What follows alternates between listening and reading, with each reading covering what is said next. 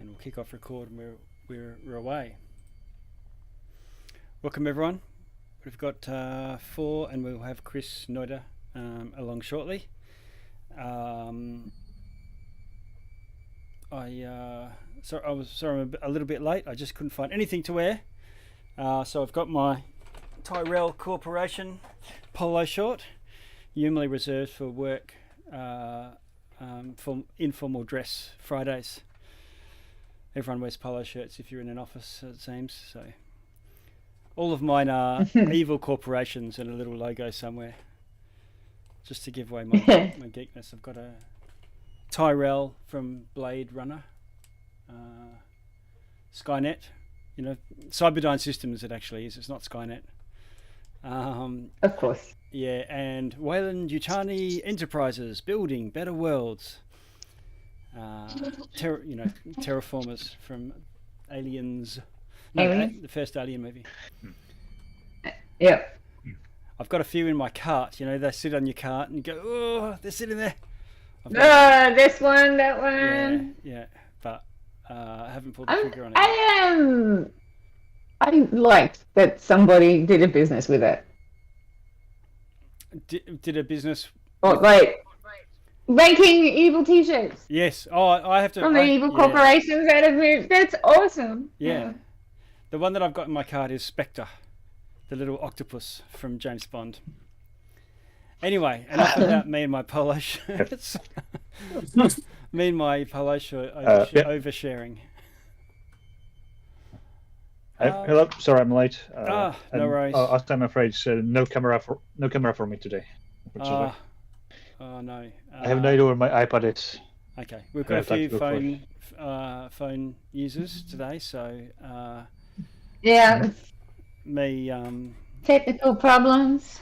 Todd and Shawnee will have to all focus attention. Oh, we might see. You need to entertain. Oh, yeah, exciting! I've got the. Yeah, it's the work one. It's sketchy to say the best. Okay, I'll give a bit of a recap. I know Shawnee, you weren't here last time. I've still got everyone's tokens on screen, so all ready to go. But I'm pretty sure wasn't it just 3 last week? I can't remember. Or maybe Chris, you weren't here either. It was Noida. I think there was 4 of us. I was here. No, there was a few of us. I think the only one here wasn't here was Shawnee. Okay, all right. So we're just shuffling the decks a bit this week. So you are making your way from the ground floor up the fortress of Lord Soth, the esteemed ranking paladin from 300 years ago, the highest ranking knight in the Knights of Solemnia, who fell from grace, and you've learned the whole of the Knights of Solemnia besieged this fortress, and something happened, and the cataclysm hit. The whole place has been not destroyed, but scorched, and there's evidence of people, human remains and as being untouched over the centuries. But you know that there's material undead in the form of the Death Knights that serve Lord Soth and himself. You know there's some sort of weird necrotic dragon up above somewhere, sort of maybe thwarting you from going up the outside of the tower, which is where I think you'd first started to get to. But also on the outside there's a lot more vantage points from many different angles of all the different towers. There's like a spire of 5 sort of mini towers, each with their own little purple flame, and you're looking to put these flames out one by one, collect the human remains that will do so, as they're powered by a soul of someone who lost their life to within the tower at the point of the cataclysm or around thereabouts. And then those 5 that sustain the main one, it'll be diminished enough that you can at least approach it and hopefully put it out by immersing some sort of holy relic or holy item that you've got. And I think you've got a few candidates in the party. You're not short on pretty cool gear. That is a sort of step to hopefully attracting the attention of Lord Soth. And if you do so and defeat him, the Dargard Banshee Lyra will, if you don't find it in the meantime, give you a piece of the Rod of Seven Parts that she's aware of that is in Lord Soth's belongings or treasure or on his person. So I think that's the sort of elevator pitch of where you're currently at. There is another knight somehow losing his life a little bit differently, or his demise was a little bit different, and he didn't come back as a corporeal sort of skeletal warrior, skeletal paladin, but rather as a ghost, an ethereal. I say ghost, but you know what I mean, spectre, ethereal creature. And you've learned that he was Soth's enforcer, carried out the dirty work, and he's tasked you with, or he's asked you to find some evidence of where people have written and there's written evidence of his crimes, of his sins within the tower, and if you can gather those and destroy them, he'll know when they're destroyed. He will order the Dargard Banshee Coven away from the tower, allowing you to approach that main fire without their without them interfering with you. To put it pleasantly. You haven't seen them in action yet. You haven't met any other than Lyra. There's also some. There's black roses. They look dead, but they are. There's no leaves.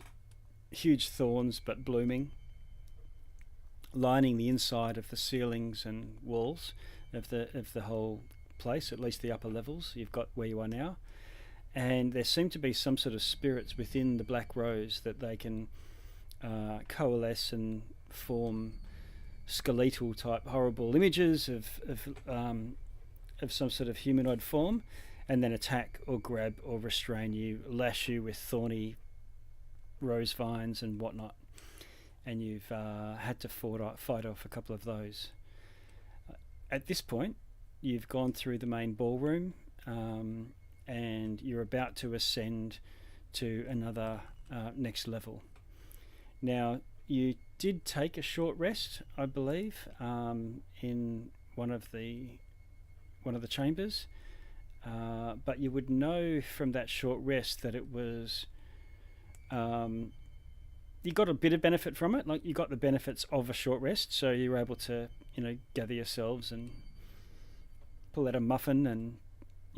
I think things like rage or whatever, the things that return on a short rest, but there's no way you'd be able to sleep, and there's no way you believe that you would get the benefits of a long rest. It was just not a restful short rest, and it's because what's keeping you awake at night is you can still hear these banshees wailing all throughout the tower.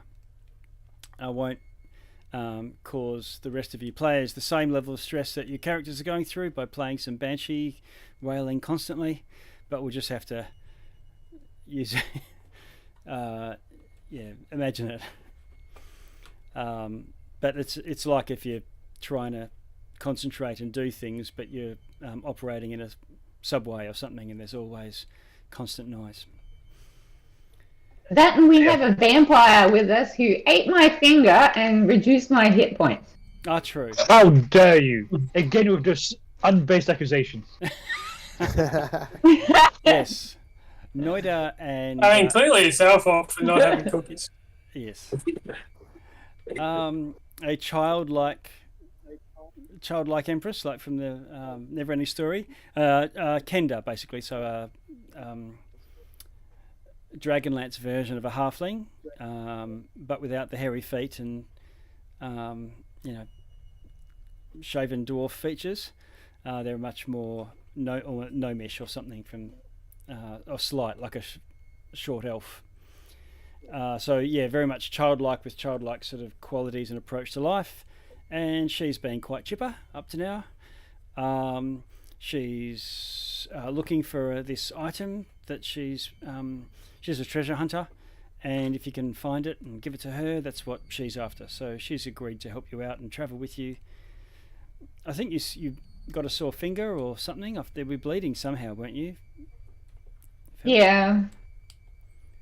And yeah. she just has She impulse bit my control finger. issues, she said. So That's she asked funny. if you could not bleed around her. It'd be a lot cooler if you didn't do that. On the other hand, she has a very charming personality. Yes. And on that, Noida and Gungo are both fiercely projective, if anyone has got anything bad to say about poor Laurie Van Willow. With that. Yeah, keep your filthy fingers away from her mouth. Yeah,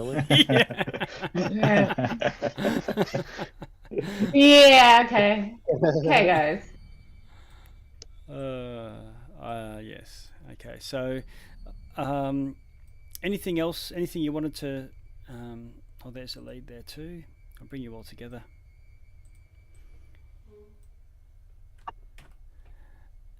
And ascending the stairs, I guess. I think that's where we were last time. That's right. We all came together. You were about to go up the stairs.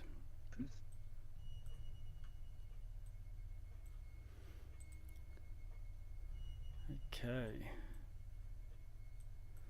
I'm just going to put you on the board just to get you there, but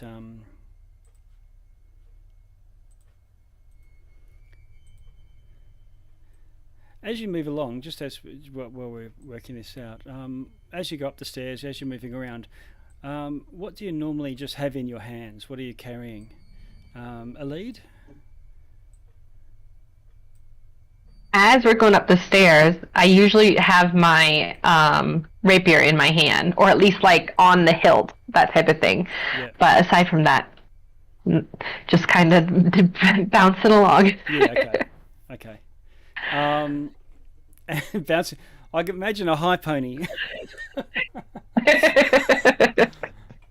Really absorbing the blade singing part. Oh, okay. All right. And what about you, Felwyn? A little more dancing when I have to be quiet. Yeah, okay. Felwyn's got one hand free, and the other one's the shield strapped around her forearm. Okay. And she's like got a grip on that, but she's always got one hand free, ready to punch something. Yeah, okay. All right. Or grab on a railing or something. Yep. Now I'm pretty sure you can see on screen there.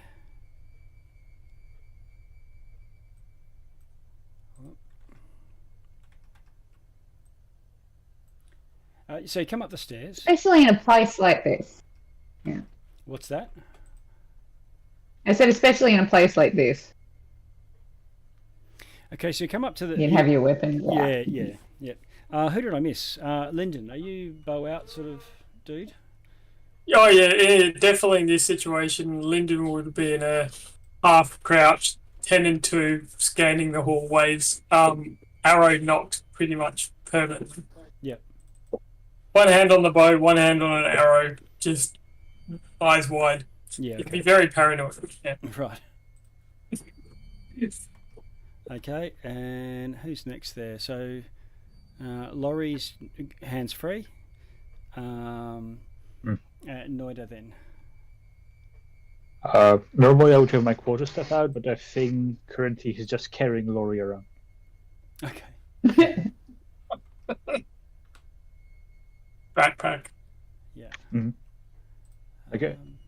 Like a princess. Yes. What about you, Gungo? Yeah. Yeah, Gunga's got his shield out in one hand, and he will have his. I think he'll have his spear out in the other hand. Okay. His magic spear. Okay. And you both, That's like his trident. He'll have his trident. I mean, I swear I heard beer for a second, but I swore I heard beer too. Yeah. Ah. Spear. Had his beer in his other hand. He would have his trident, his big Trident. trident. Okay. Okay, so you come up the stairs, and both staircases lead up, come together to a landing, around 15 by 20 or so decent size. And there's a door to the south, as well as a 10-foot wide passage that curves around what would be the inside part of the keep. So you can go left and right, or east and west. That probably might make a bit better sense. Let's see.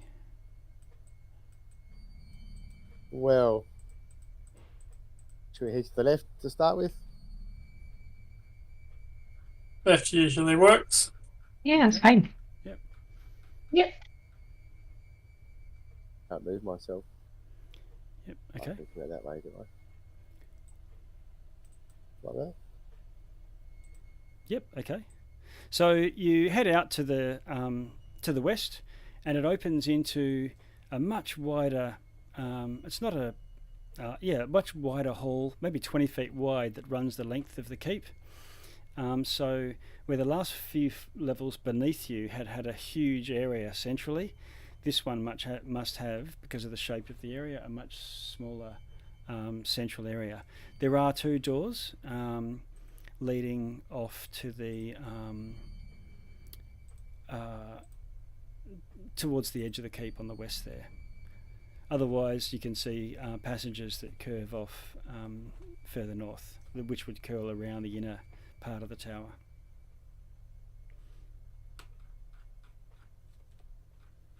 Kind of looking Yeah, for the Lyndon's third going to floor. cautiously approach the door to his left and just have a listen. Okay, do you want to can you do a perception for me?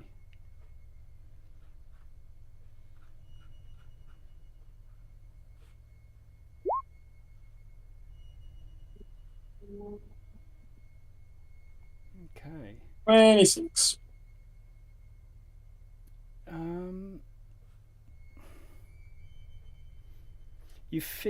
You don't hear anything, but you smell fresh air.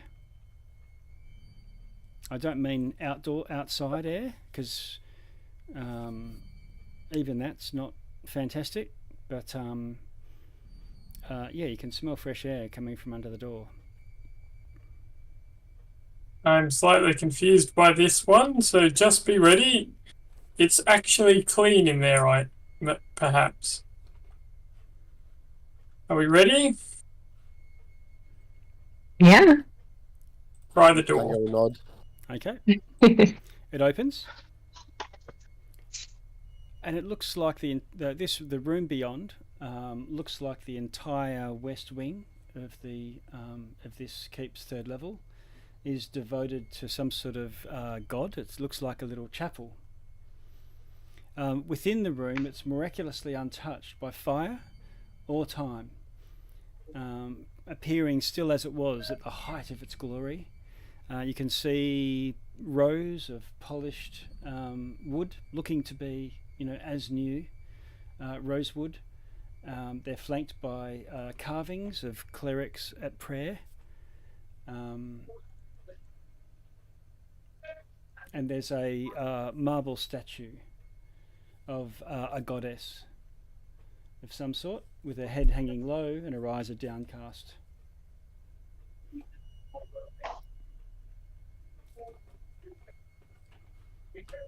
You don't see any other... Can we walk in? No creatures or signs of life or anything like that. Can we walk in and see if I recognize the goddess? Yeah, sure. You'll have to sort of go in a little bit and go and have a gander. Is it close to that circle or on the other side of the room? It's actually on Okay. shares a wall with the keep. There's a raised dais Okay. on 2 stairs and the statue of the goddess. Okay, you yeah, can just roll- want to see if I recognize it or know anything. Okay, right. Try a religion for me. Okay, let's see. 22. Okay. You've actually, this looks like a goddess. So in different worlds, you have the same sort of theme or same domain sort of reflected, and this looks like a god of light and life. But you've actually heard of, read of the god of light and life of Ansalon as Mishakal. I'll put in the chat. And I'll share all that. Looks like a good goddess. Yes, and so domain of light and life. And as soon as you step into the room, you can no longer hear the banshee wail. Your body is filled with vigor. Your heart finally feeling a little bit of ease and at peace. Okay. Her head in the statue is sort of hanging low, as if in grief, or as if grieving for the sorrows and what's befallen the world that in her care. And in her, the delicate marble hands, she's holding a staff with a aquamarine crystal, which is actually still glowing with the soft blue light.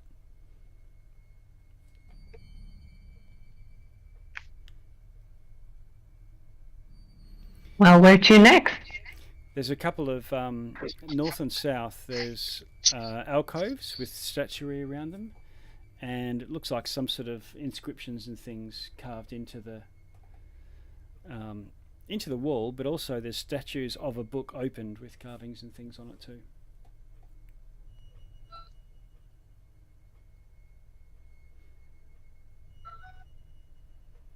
I guess, is there anything interesting about whatever page the book is open to? Yeah, you can go and try and have a read. You'd probably need to read languages. You can tell it's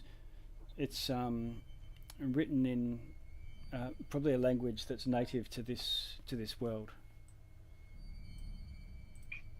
Do I recognize it as deep speech, infernal, or primordial? Actually, one of them you can interpret as just common, your common tongue. So you can probably the north one you can tell, and the southern one is in some other language that you don't recognise what it is. None of those that you mentioned. Okay. But they have the same sort of sentence structure and patterns, so it's probably saying the same thing. And it's it looks like it's runes to like consecrate this area, which might account for why it's untouched by The fresh air. time, ravages, or of the cataclysm, or even undead for that matter. So the sounds of the wailing and Okay. And share as well. Well, we've got a place to fall back to if we need it. Little safe zone. Yeah. I mean, we can maybe try and rest here if we need to. Ever. Absolutely.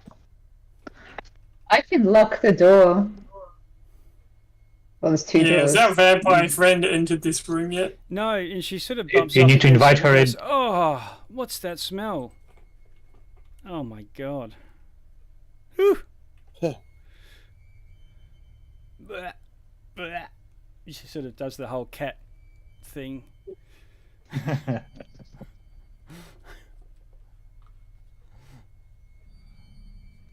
Then she sort of gathers herself and says, I'll tell you what, I will guard the door.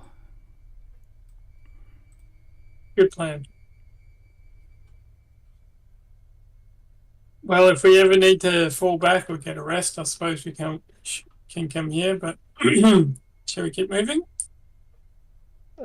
Yeah, sounds good. I think so, yeah. Okay. So head out. You can go back the other way you came, or north. You can curl around the tower as well.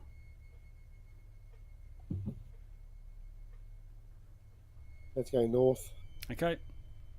There's Either a way. door to the south. Like looks might be a small thing. That's true. Okay, we got enough. No, we can look at that. Yep. We could always, you found in the other rooms that there's lots of doors leading off.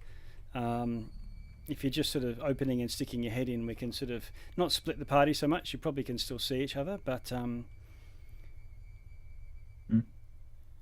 Okay, I'll very quick just make sure. yeah, So, okay. In case when we come back this way, I don't want Sure. any surprises. Okay.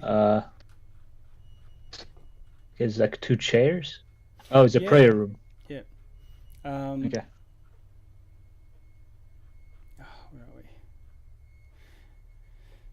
So, 2 kneelers face a statue of a goddess Mishakal. This room has once served as a private room of prayer of some sort. Unlike every other room in the Dargard Keep, this room is pristine. And I'll get you to roll a history check for me, Noida. All right, coming right up.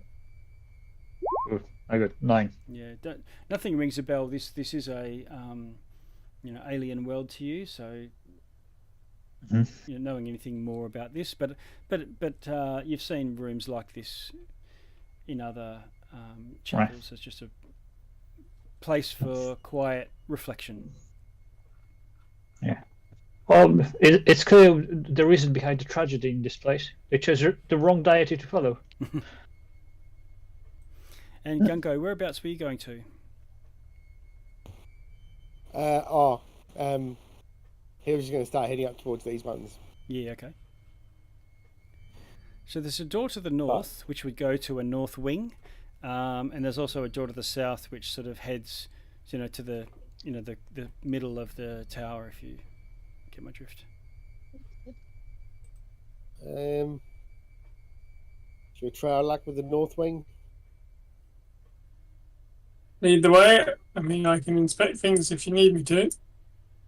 You head along there, in this door? Gungo, and you're sort of looking at the door. You're calling Lyndon over, and you see a skeleton warrior step into view around the corner.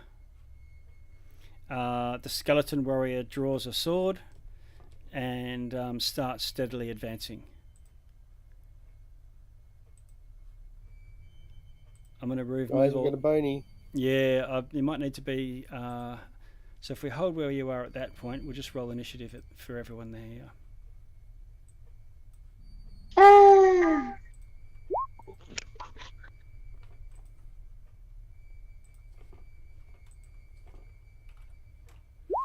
Noida's on 15, Lyndon 12, Alade 7.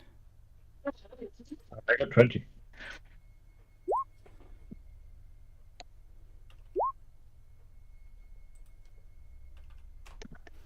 Felwyn 21,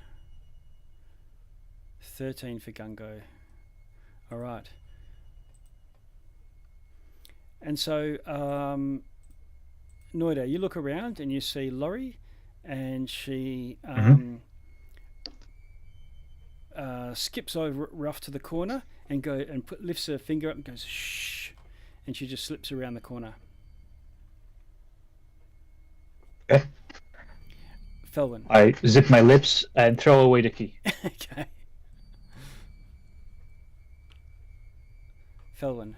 Let's see how much I can move. 1, 2, 3, 4, 5.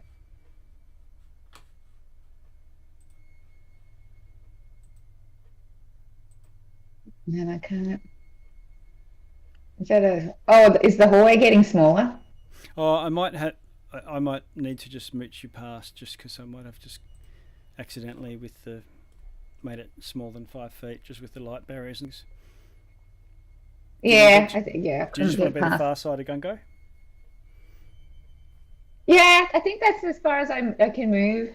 And then I will. Oh, actually, how far is he from me? 1, 2, 3, 4. 20 feet. Yeah. Okay. I can use perfected armor, guardian, And I'm going to. Oh no, he hasn't ended his turn yet, so I can't do it yet.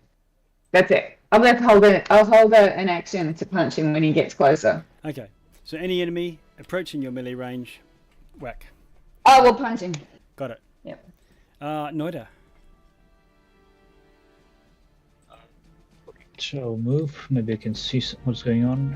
1, 2, nope. 3. Oh, there's the bad guy.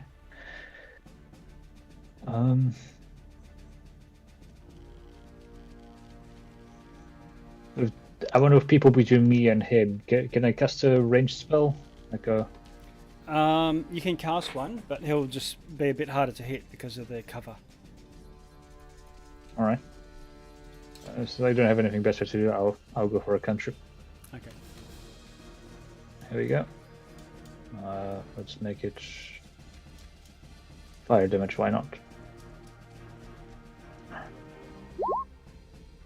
26 Oh, nice one. to hit. Okay. That hits. Okay, so it'll be 14 fire damage. Okay. Can you see a health bar there? Just making sure. If I cover him, yes. Okay. Just coming back to the. So how much? 14 damage. 14 fire damage, yes. Got it. Okay. So, bam. The sorceress burst hits. Anything else you want to do at that point? No, I'm good. Okay. That's it.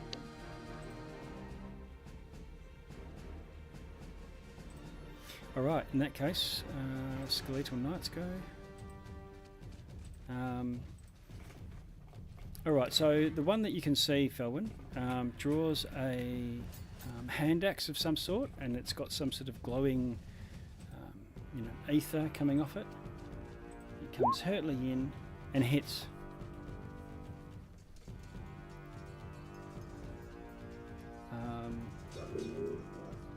That then does 10 slashing damage and 8 necrotic.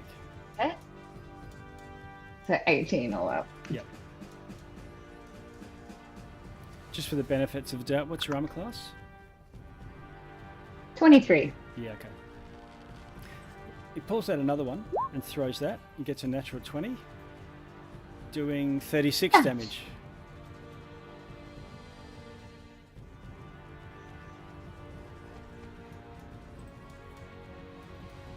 And then he moves back out of sight.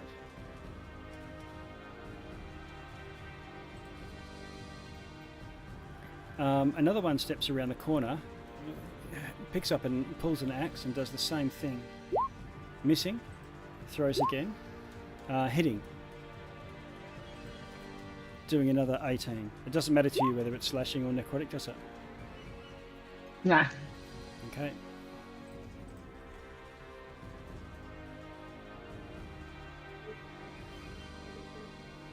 Okay, and it moves. Steps in, blocking the entrance. And- Punch him. Oh yes, go for it.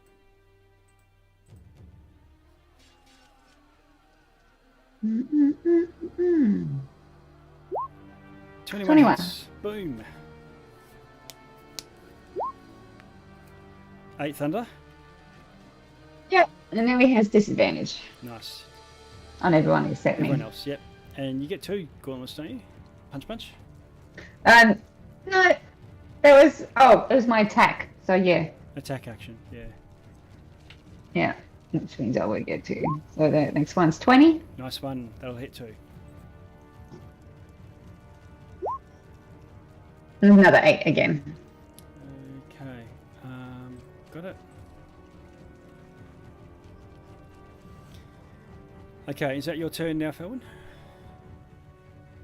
Yeah, because it was his turn. I just had my action. Oh, that was when he moved in. Yeah, that's right. Let's see. Yeah. Okay. Oh, right. So he hasn't actually. Oh, yeah, he stepped in. So he's thrown 2 axes. He's stepped in. He's out of axes. Draws a longsword as a free hand and strikes you with that.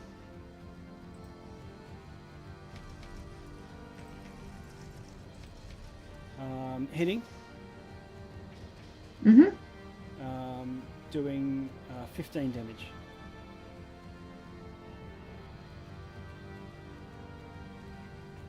Oof. And Gungo, it's up to you. You've got Felwyn there, but sort of in the way. It's a bit of a narrow passage here. Okay, so could I get past Felwyn to get into this thing, or past it, or? No, we can't get past it. Like, it's intentionally trying to blocking the passage, and it's just a Yep. 5-foot passage. You don't have All a right. range. You didn't have the same range problems that Noida had because you've just got Felwyn in the way. If you want to do ranged attacks. Not a problem. Gungo is Shoot over my head. he's going to rage. Okay. Yeah, he'll rage. So this thing has to make a DC 19 Dex save, or take, or that doesn't matter. He'll take one lightning damage. Okay. It fails and takes the arc of bit of a zap from you. Yeah. Okay, gonna throw the trident. Okay.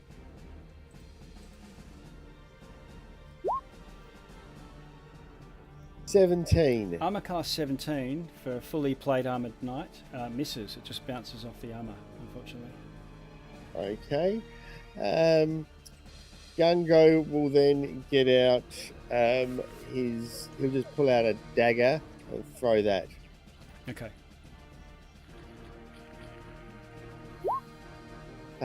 14. Oh, that also ping off this ornate armor as well. Alright. That's it for Gungo. Okay, any other movement you want to do? Either backwards or... Did those doors to the north and south open by themselves, or No, then we- they're were not. they- Well, they shouldn't be opened. I don't think anyone's opened them yet.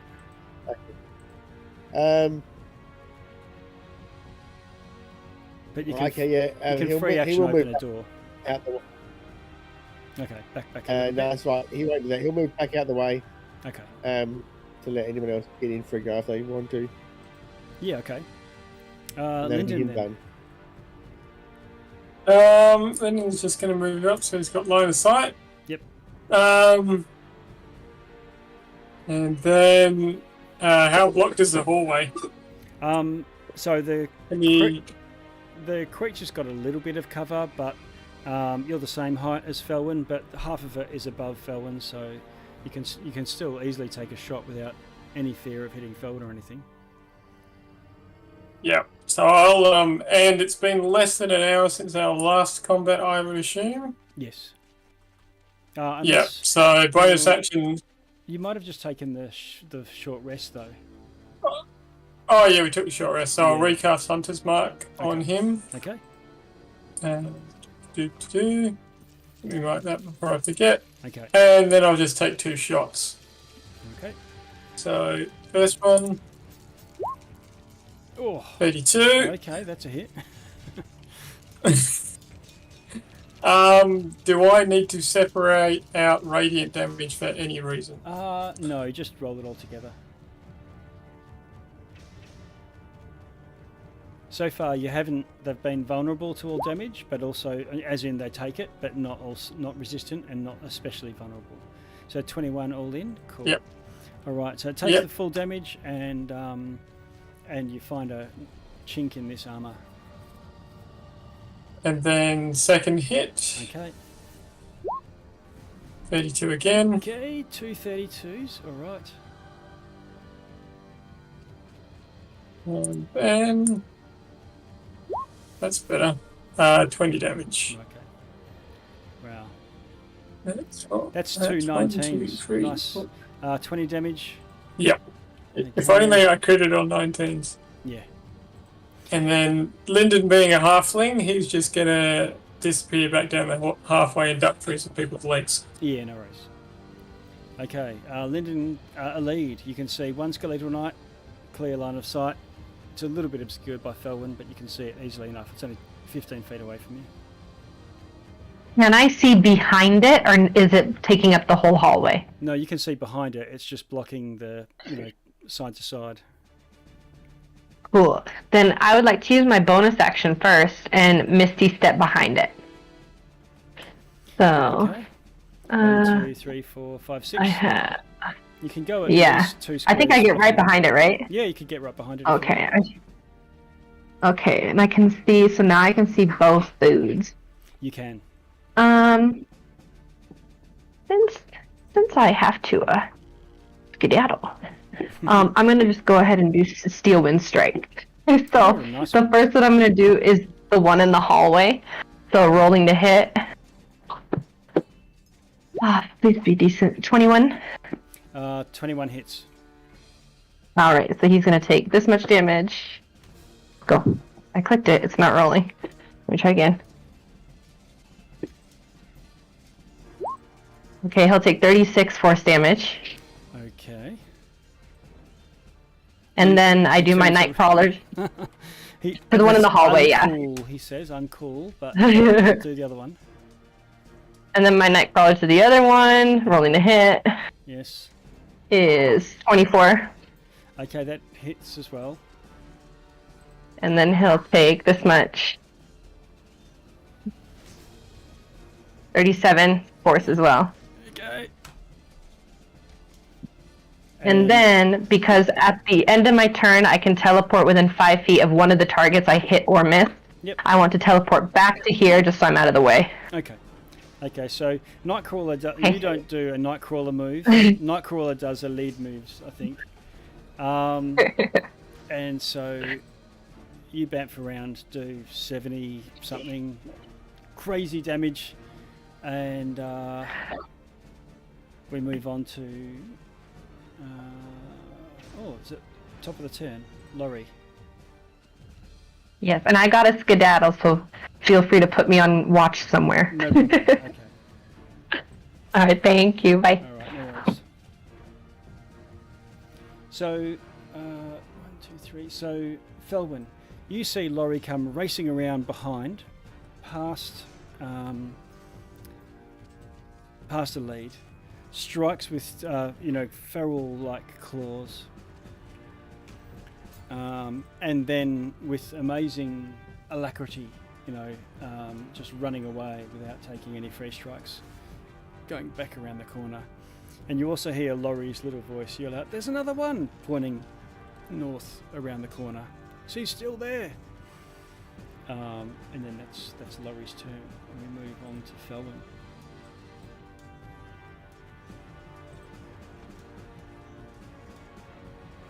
I'm gonna mute myself. That one's just gonna punch him. Okay.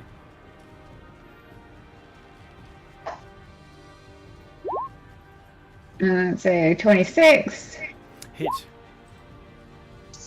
with 6 damage. And we'll do it again. 22 with 9 damage. Okay. And as my bonus action, I'm going to give myself 15 temporary hit points and turn my little force field shield on. Oh yes. Okay. Power up. Power up. Noida.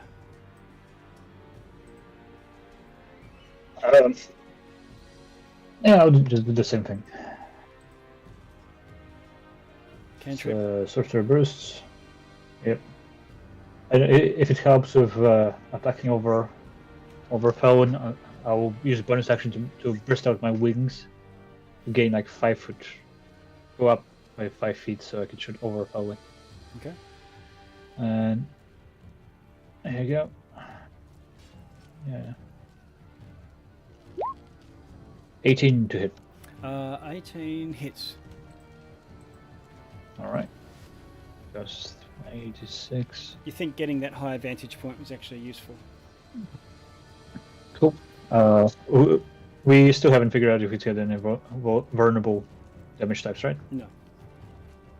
No. I don't know. I'll go for acid this time. Okay. Let's see what it goes. 11 damage. 11 acid damage. Takes the whole lot, and now it's bloodied.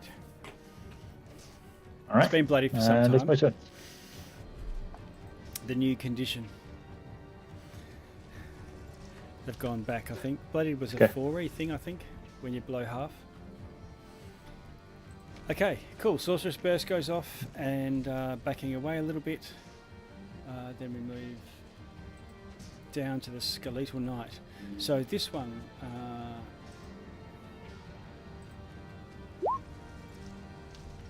tries to grab you, Felwyn. Okay, it hits. 1, 2, 3. And it hauls you down the passage. It's grabbed you in this sort of vice-like grip, and it's just like dragging you along like the evil vice principal.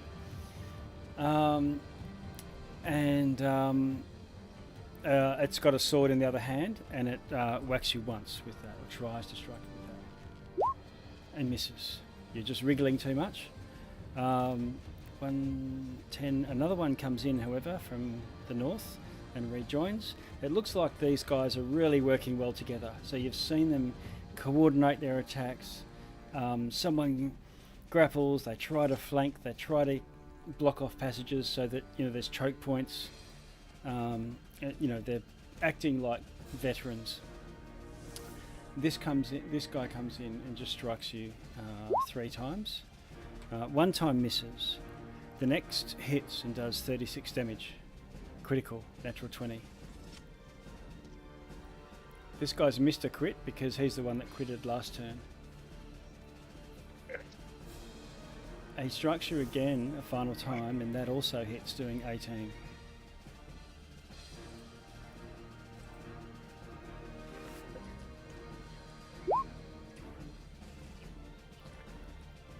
Shield. You're muted if you're talking. Okay.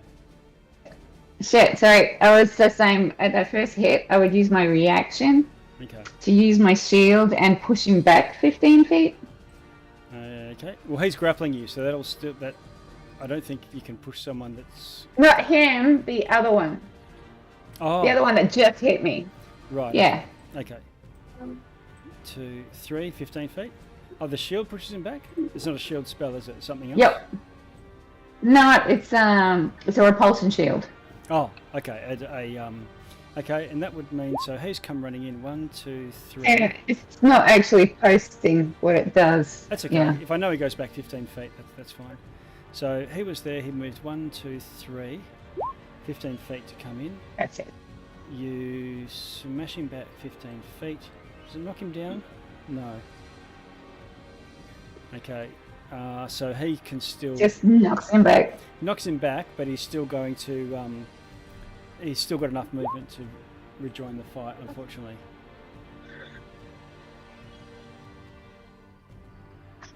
So that last 18 still... Is it 18? Yeah, the last 18 still sticks. Yeah.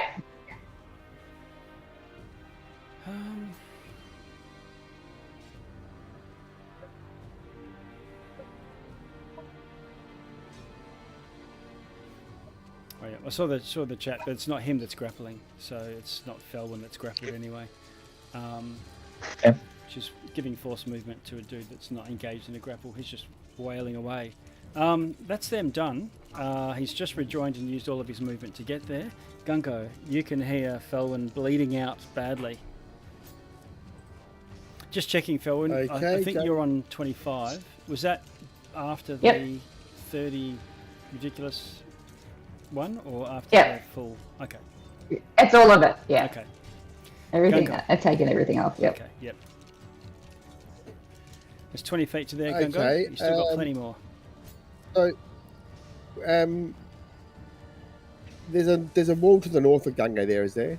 Yeah, there is. So there's some sort of room, and although the passageway that's really wide continues south, but it actually goes on a little bit further before it opens out to the north. So there's a corner. Okay. So I can move past Felwyn. Can I to there? Let's It's not so much past Felman as to whether they block it off. Well, if he's there, is he in melee with that one to the north of Felwyn? Yeah, they're both in melee with Felwyn. No, but is Gungo in melee with that one to the north of Felwyn? Oh, if he's I see. There? Or is the wall blocking? Yeah, so you want to fight the one, you want to get to the one, rather than going to the south around. You want to get either go around. If I'm not in melee, I'll move around if I'm not going to provoke attack. Yeah, that's fine. You can keep moving around. Yep, okay. 25. He'll move to there. Yep. And he'll twiddle his fingers and then he'll pull out Isabella's mace. Oh, okay. The knight in front of you has about 3 arrows in him, but they're all poking through the eye hole. All right. In his helmet. That'll give Gungo something to aim for. Yeah. He'll swing his You mace. can nail him in like spikes. That 20. Oh my god. There he goes. Okay. That's 28 damage. 28 damage. And is that doubling the dice? Just make sure that's all working. Cool. Oh. Oh no, I rolled the wrong dice. Hang on a minute though. Okay. Did you get sneak attack? That's. Oh yeah, that's it. 12 plus 14, 28 damage. Okay. And then Sneak attack on top of that, or? no, he doesn't do sneak attack with the mace. Oh yeah. But if you've got 25 hit points or less, it has to make a DC 15 Wisdom save or be destroyed. Okay. Ooh, nice. 28 minus 28. It doesn't have less than 25 hit points. After the 28 damage. After the 28 damage, he definitely does. Yeah. So is it if it reduces him to? Yeah, it says if the target has 25 hit points or if you are after taking this damage. Oh, all right, saving throw coming up. Boo! All right, it saves. And it's like. All right. Its face is crumpled in. There's not much. You can see half a skull through the visor. You just smashed it off. Okay, so it's frightened. So he's got 10 foot of movement left and a bonus action. Unfortunately, yeah, I think no, that's all right. that these guys being effectively paladins, I don't think that they can be frightened. I think they're immune to that condition. Fair enough. That's all right. Noobs, Okay, so skeletons. for his bonus action, he'll headbutt that guy with his horns. Okay.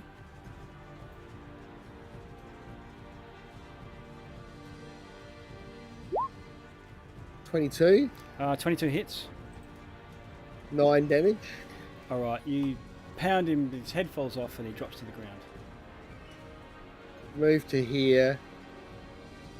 That was the one that had a hold of Felwyn, wasn't it? That was the one that was holding Felwyn. That's right. Yeah. And She's pretty- second attack hit. The one to the Second north. attack just hit this one with the base. Yeah. Okay. 15 misses. Glancing blow misses. And just move an extra 5 feet to there, and that'll be Gungo done. Okay. Lyndon. Lyndon no longer has the line of sight or anyone, so he's going to move forward 40 feet. So there. Still can't see anybody, so he's just going to hold his action. If anyone comes around the corner, they're getting an arrow in the face. Once you get to that point, Lyndon, you've got a bit more gas in the tank. If you want to go one more square, you can. That will get you a full 40. Yeah. Yep. Full 40. Yeah. So, yeah, can't. I mean, I can't see anyone on my screen, so I'm assuming that's right. I can't see around the corner. Yeah. Yep. So yeah, I'm just going to hold an action. He's just knocked, ready, and waiting if anyone comes around the corner. Yeah. Okay. All right. So you're ready. You're going to shoot your arrows if you get a chance. You see some of you that are there see a lead sort of step back, cast a spell, and a whole shit ton of magic missiles go into the creature.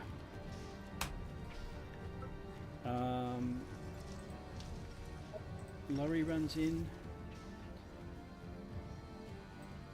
behind this guy, attacks him, scrabbles off his armor for a bit, but one of the claws manages to get through, and again she sort of zaps that away and ends up with her back to the wall in the corner there, trying to look indiscreet. Discreet. Felwyn. The opposite.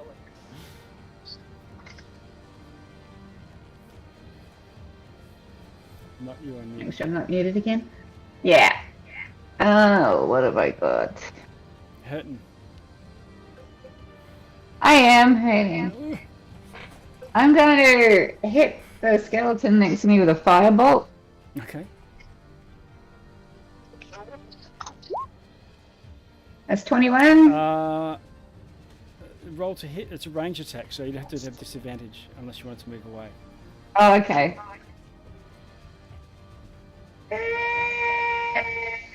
No, I'll just roll again. I'll take disadvantage.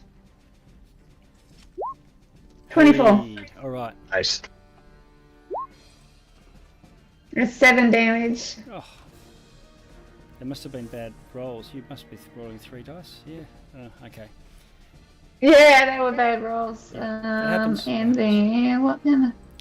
It does. It's been happening a lot. It'll work. And then with my boots, I'm going to teleport backwards over here, 15 feet. Okay. All right. Nice. So you're out of trouble. And Noida, you're the only one now down in the other wing. Pelwin run away from my field of vision, so I'm gonna get moving in. 1, 2, 3, 4, 5, 6. I'll just fly above. I don't see Laurie, right? Let's see. No, you don't. Good, because the mist just forbade me from bleeding in her presence. But I would like to. I'll make my incantation. As stigmata will open around Noida's wrist and brow, and he's gonna cast life transference on Tolwyn. Okay. At 5th level. So I'll take 28, and you get 56 HP. All right. Do you lift up, do your eyes roll back in your head and you just hover off the ground for a couple of feet? Yeah. Yeah. Oh, it feels a lot better. Thank you, Noida. It's not the You're welcome. nicest way to heal, but it works. Gets the job done. It works, yes. Yes. Okay. And I'm done. All right. This knight steps forward 1 feet and takes swings at you, Noida. And gets 2 arrows in the face for the trouble. Yes, so you didn't know about you there, Lyndon. Also, I am flying like 5 feet above the air, so you should go on one shot.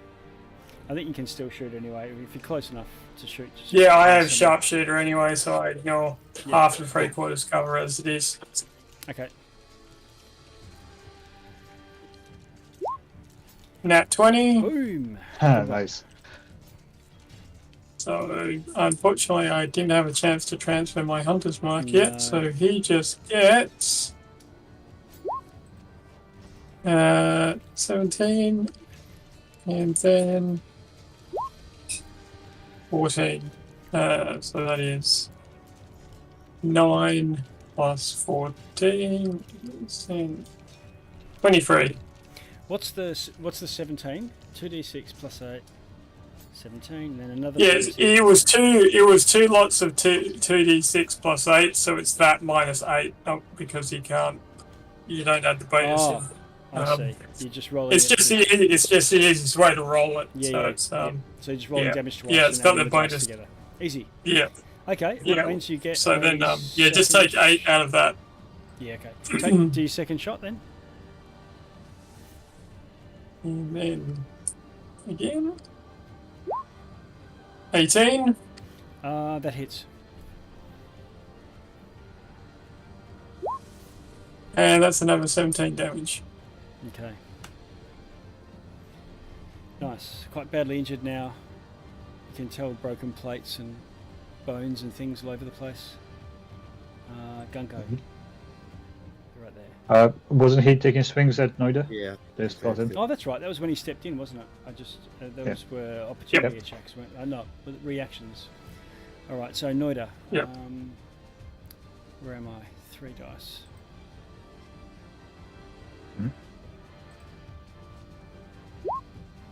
Okay, he hits you with his first longsword strike and hits. Shield. Okay, what does that put your armor class at? 22. Okay, so you throw the shield up. This weapon still breaks through that, but your shield, slipped underneath or something, and does 18 damage. And one of the other 18. strikes misses, but another one hits and does another 18 damage. Okay. 18 and 18. Ow. And I think you just took 28 or something for. Yep, I'm down to Fell 48. Oh, okay. Yeah. Grim. So now Gungo. That was just his 3 attacks. Okay. Back him in the back of the head with the mace. Nice. Classic. Ah, come on, man. Oh, 14. Do it again. That's better. Yeah. 17 damage. 17. Okay, takes the full damage. Doesn't put him below Yes, he does 25 the- enough to disrupt him. It doesn't. Okay. And then for a bonus action, I was going to give him another headbutt. Okay. Done that beforehand, but never mind. Missed Clang. anyway. Okay. That's it for Gungo. All right, Lyndon. Alright, so bonus action, I'll shift Hunter's mark to him and just 2 shots again. Okay. So that's 27 on the first one, so that is That hits. 17 damage to the first one, and again. Oh, 21 to hit, that hits as well. and then... Yeah, he's mean when he gets going. Yeah. And 16 damage on the second. Okay. And it's just get us down there.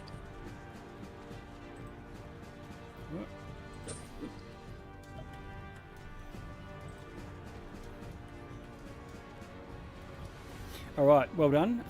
You drop him. So, sorry. Okay, so in those, what was it, 3 rounds or something? It's about 350 damage dealt. You're an efficient, well-oiled machine. You lot, and you put down two of the unholy paladins. We drop out of initiative, and from where you are now, you've actually raced across the tower's width, and you're now sort of in a similar wide passage running up and down the east wing, and there's also doors over here. Is everybody okay? I can help a little, but I won't be able to keep this up very often. That hurt. I'm okay, thanks to Noida. How's Noida? I'm good. I can make it for a while. Would you like a little boost? I got the black one. I'm good. I just stay in the back anyway.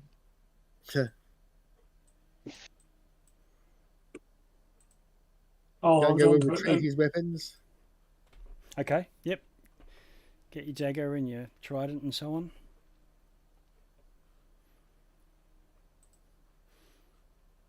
And then where to from? Gungo, are you hurt? Doesn't seem like it. No. Shall we keep investigating? Yeah. I mean, that's all we can do, really. Where we were Yep. going to go, this door here. There was 2 doors in here. Yeah, that one to the north, I think. Okay, you While we're can. here. Stop, Okay. look, and listen. Okay, do a perception roll for me, please, Lyndon. 23. 23.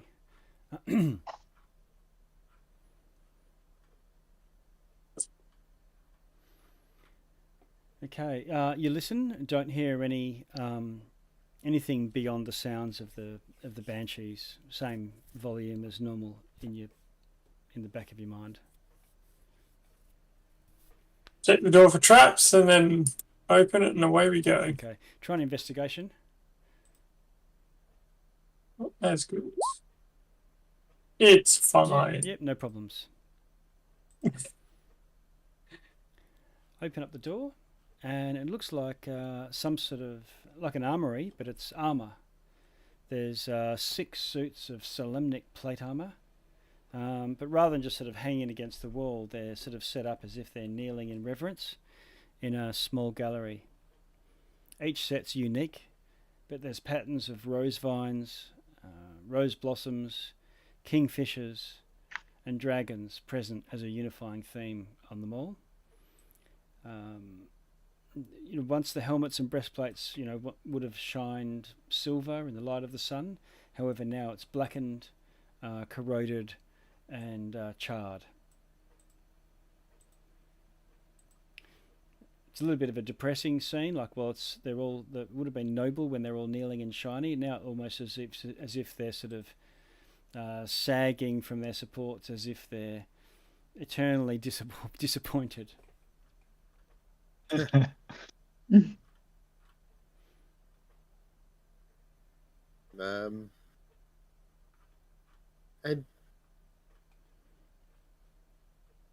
to the north there's another door, is there? There is, yep.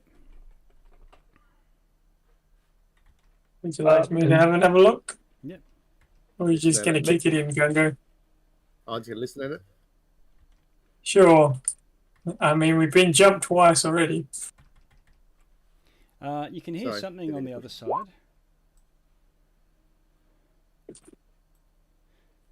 And you can hear a voice. Hello. Just look at Lyndon and shrug. It sounds like Laurie. Hello, Laurie. How'd you get there? There's a passage, and she sort of thumbs away to the east. I see. Okay. Well done back there, by the way. Oh, You yes. come and check out this armor, Laurie. She goes, rawr. You check this armor out. Have a look, Laurie. What's it what? What do you want? Have a look at this armor. Oh, Come and have a look. yep. She looks at it. All right, go finish up. Boring. I'll shut the door. Okay.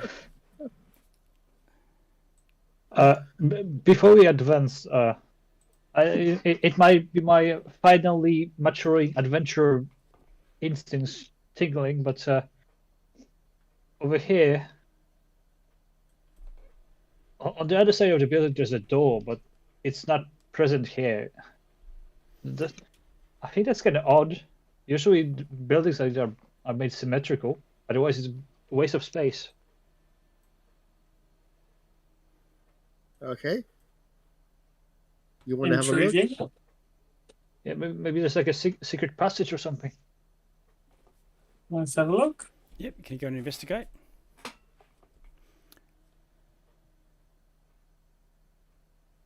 Yeah. I mean, I might need some help.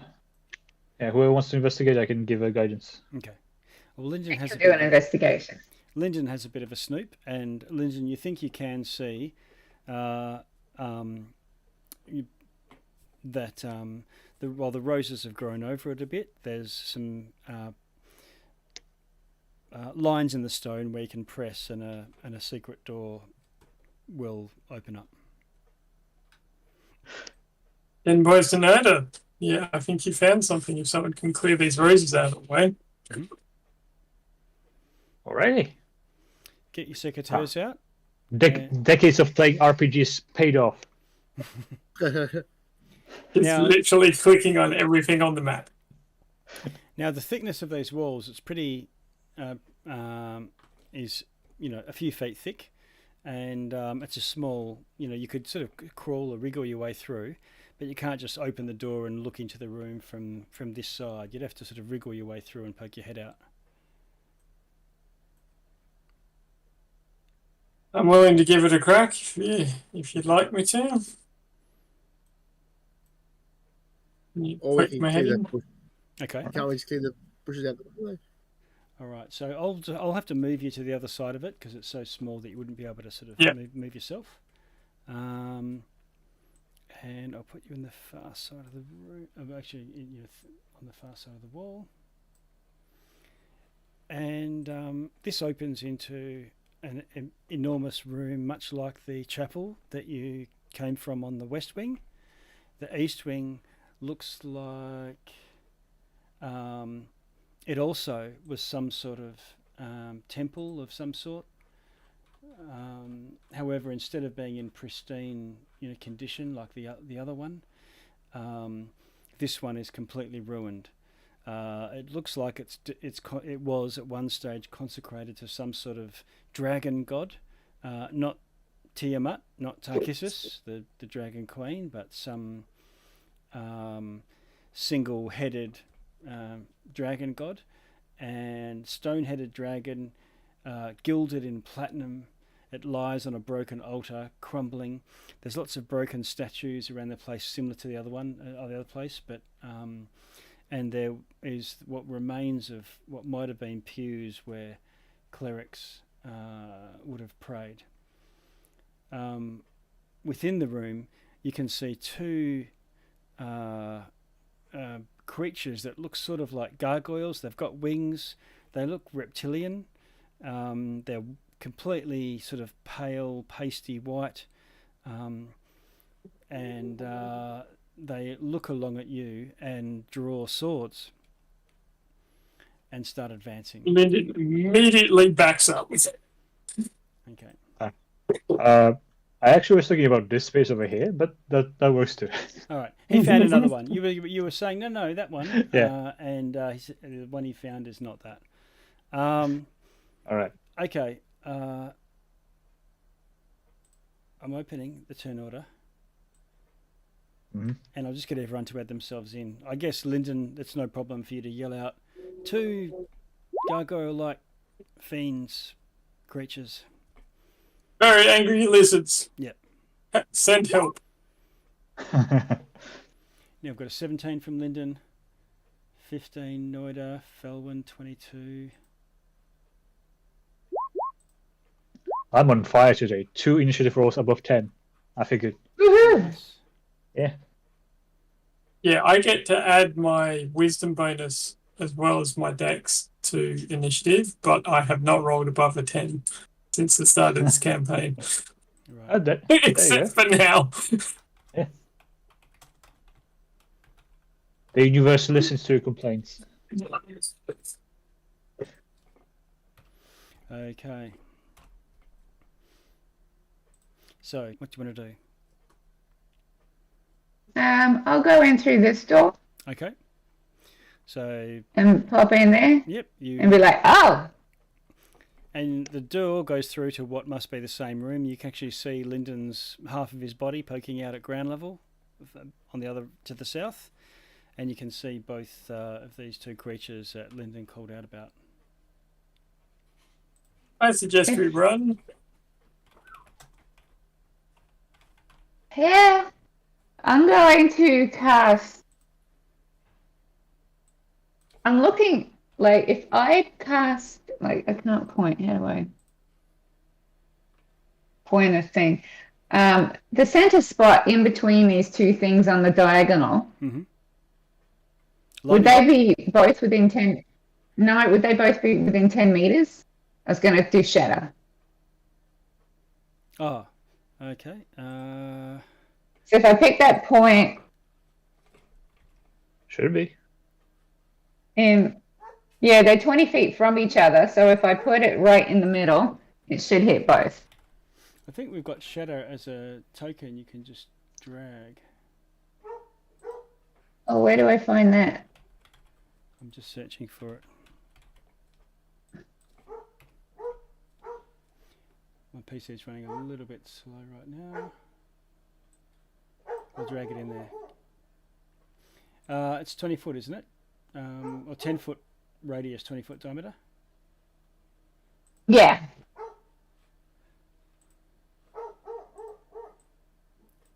I'm going to put that back on there. So you're not going to be able to get one and get the other one. That's the circle that you can see on there. Oh, okay. There's a 10 foot radius shatter. Well, okay. I'll just aim for the one closest to me then. Okay. And we will cast it. And is that where you want to put it, or?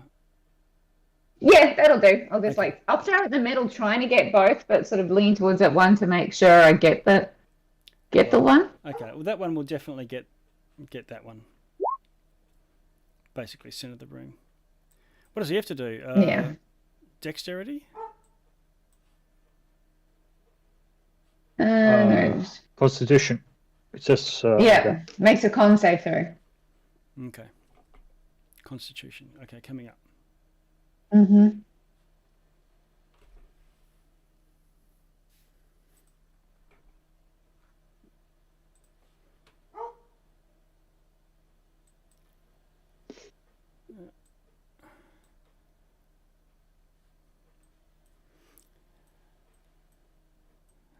Okay, they're quite surprised at the you sort of appearing in the north when they were hoping to go and chop Lyndon's body off.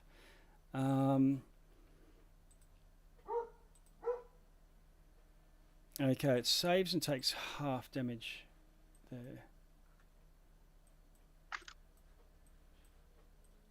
But even so, how much was that?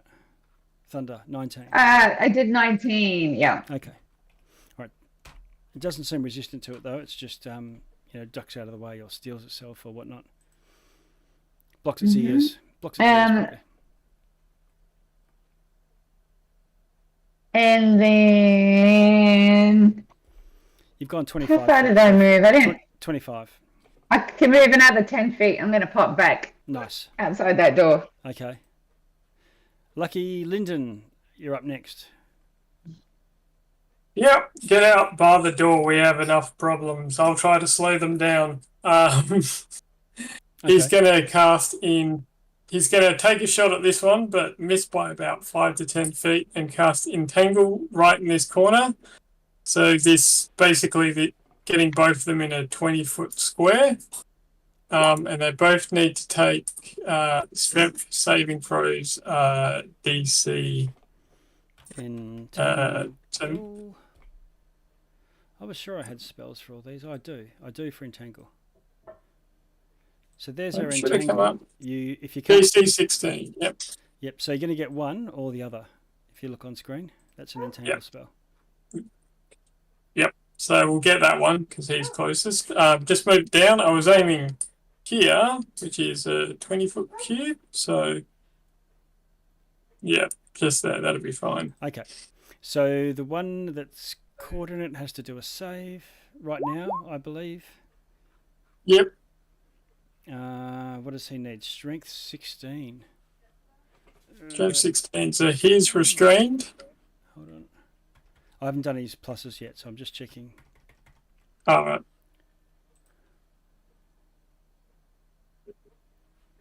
No, he passes. Just. Passes? Yep. Okay. He's at least got a So plus. neither of them are restrained. You know he's at least got a plus. So 6 neither to of them are strength. restrained. Sorry, go on. Yeah. That's right. So none of them are restrained, but it's difficult terrain for them to move through it. Okay. And then Lyndon's just going to bugger off back out the way he came. Okay. Do you want me to move you? Yep. Okay. So because of that passage, once you go through, you'll sort of lose sight. So I'll just drag you through to the other side of the wall. Yep. So Bar the door, we've got very angry lizards. Yes. Noida.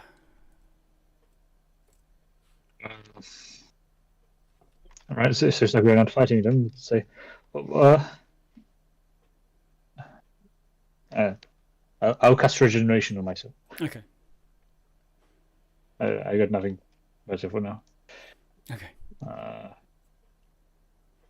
All right. In that Sorry, case, do you want to move as regeneration. well? Actually, yeah, I'll move 1, 2, 3, 4. So be nice in the middle between two openings, so I can act when something comes up. And regenerate, so that's 48 plus 15, 36 healing. And for an hour, I regain 1 hit point every 6 seconds. Okay. So once a round. And I'm done. Mm-hmm. Yep. Okay. Gungo. Oh no, it's not Gungo, is it? Yeah, it is Gungo. On Yep. 13. Okay. Gunga's going to move 1, 2, 3, 4, 5. Into 6.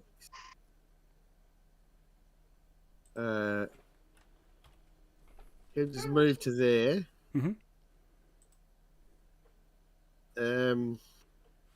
Stab this thing with his trident. Okay.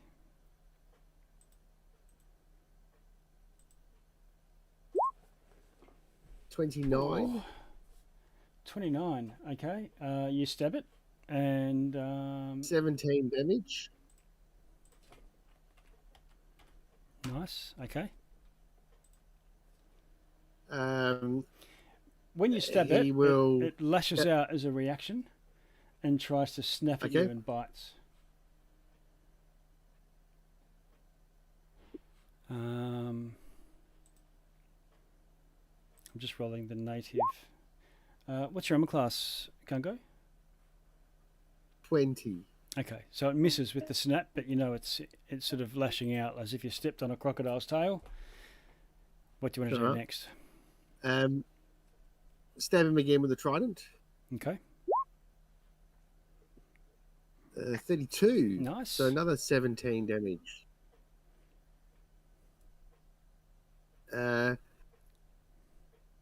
Now, because I've got fancy footwork, he can't do an opportunity attack, but he's used his reaction anyway, hasn't he? So then Gungo will just bonus action dash and just move out of the room and say, "Well, he's angry. Crikey, he's angry." Yeah. That's why I said bar the door. And free action, he'll just put his trident away. Okay. He's done. All right.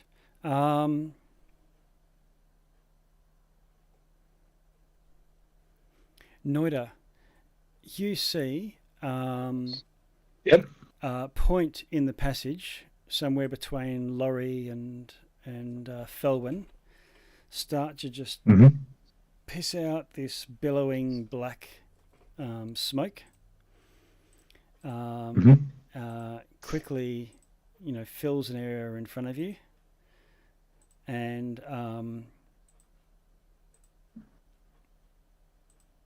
swallows you both, Gungo, Laurie, and Felwyn. Oh no, Felwyn. That's right. Right. Like a smoke or like a magical darkness? Yeah, so you've seen magical darkness act like this. Some types, some things block out the sun, some cause mist, and this is like a genie coming out of a bottle. Got it. I'll draw it in for you. Let's see.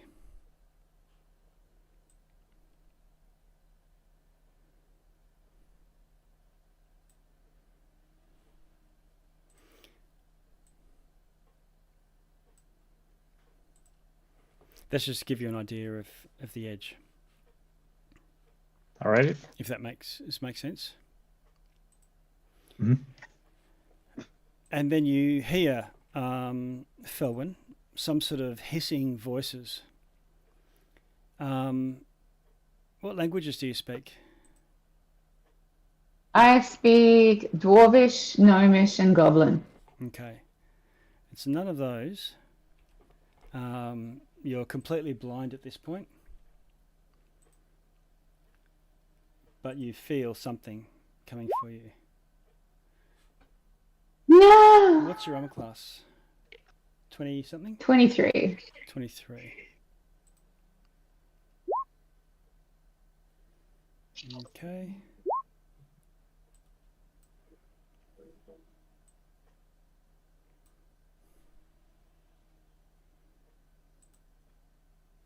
And you can feel some sort of claws or hands grabbing at you. And something, a talon grabs you around the scruff of the neck and hauls you into the room. You're not sure Laurie, is this you again? Exactly where you are.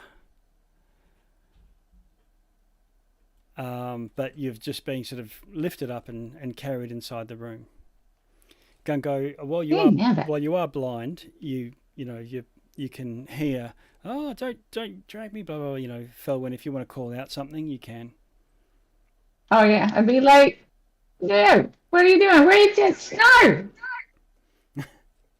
And then okay. Fine. And then you feel yourself lifted off the ground, and then this massive jaws, like a crocodile, biting down on you, and it does 17 damage. Ow! Half of that is acid. It's as if the spittle of these creatures is acidic.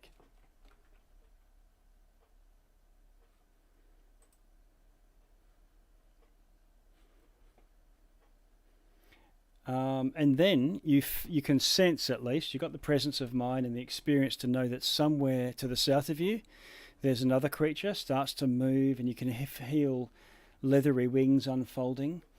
There's a hiss, and then a horrible snapping sound as another claw comes snapping at you. And this one chomps down at you and does 8 damage and as it bites in, you can feel this deathly cold. As you don't bleed, it freezes in place. Half that damage is cold. Okay.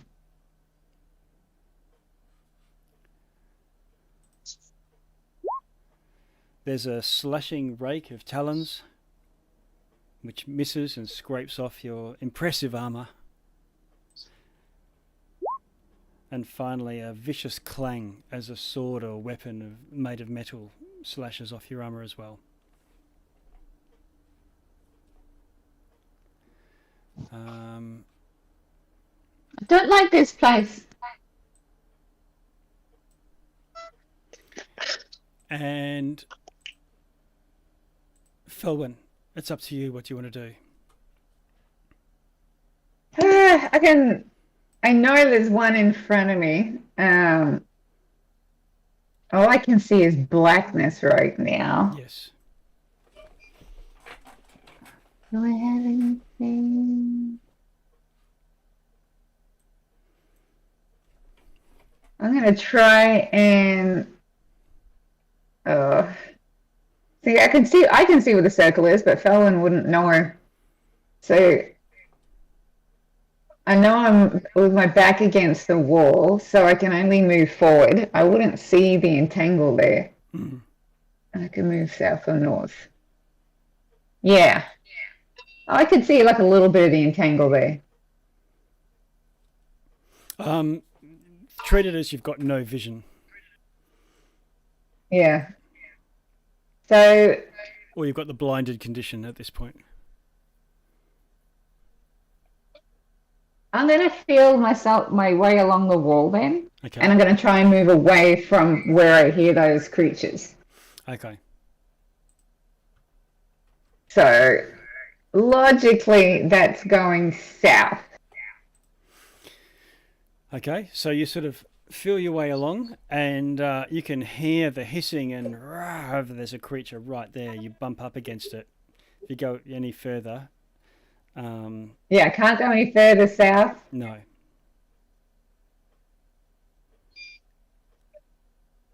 So I am going to try. And I suppose if I try attacking that, I'm going to have disadvantage. But I'm going to try that anyway. And you also feel, as you try to travel south, you bump up against some creature to the south of you, but you can also feel something has got your cloak or something from the north of you, north and to the east. Yeah. Okay, so instead I am going to cast Thunderwave out in front of me towards those two through the dark rod. I can't see anything, so I'm just going to turn towards that one and then Thunderwave it. Turn towards the one that is grabbing you, or the one that you bumped into to the Yeah, south. it'll hit both the ones that are grabbing me. I'm just You're going to pretty go sure turn that they're towards it, either- and it will hit the two of them. You're pretty sure that they're at either side of you.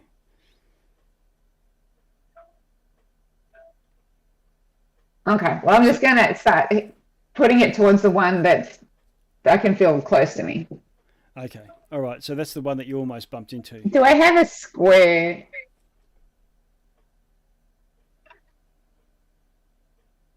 That's all right. I'll let you roll an Arcana or something like that to see how you can best position it. But if I know that you're generally going to favour getting the one to the south rather than the one to the north. No, I'm doing the north. Oh, the north one. I'm Okay. firing at the one north because I can't. I don't know that the one is south of me. I bumped into something, Yeah. but I knew there was one next to me, so Yeah, that's okay. the one I'm aiming Okay. for. Yeah. And for how far out does the thunder wave go? 15-foot cube. Okay, Yeah. fantastic. All right, so they get a save, DC 18. And Great save. nice, and it's going to do 21 damage. Even nicer.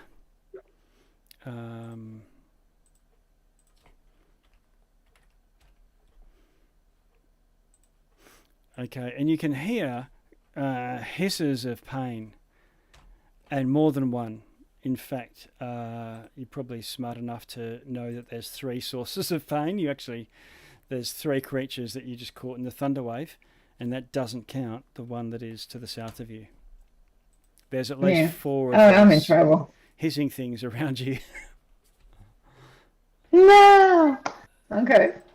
But the thunder wave goes off. Now, does that blast them back if they fail?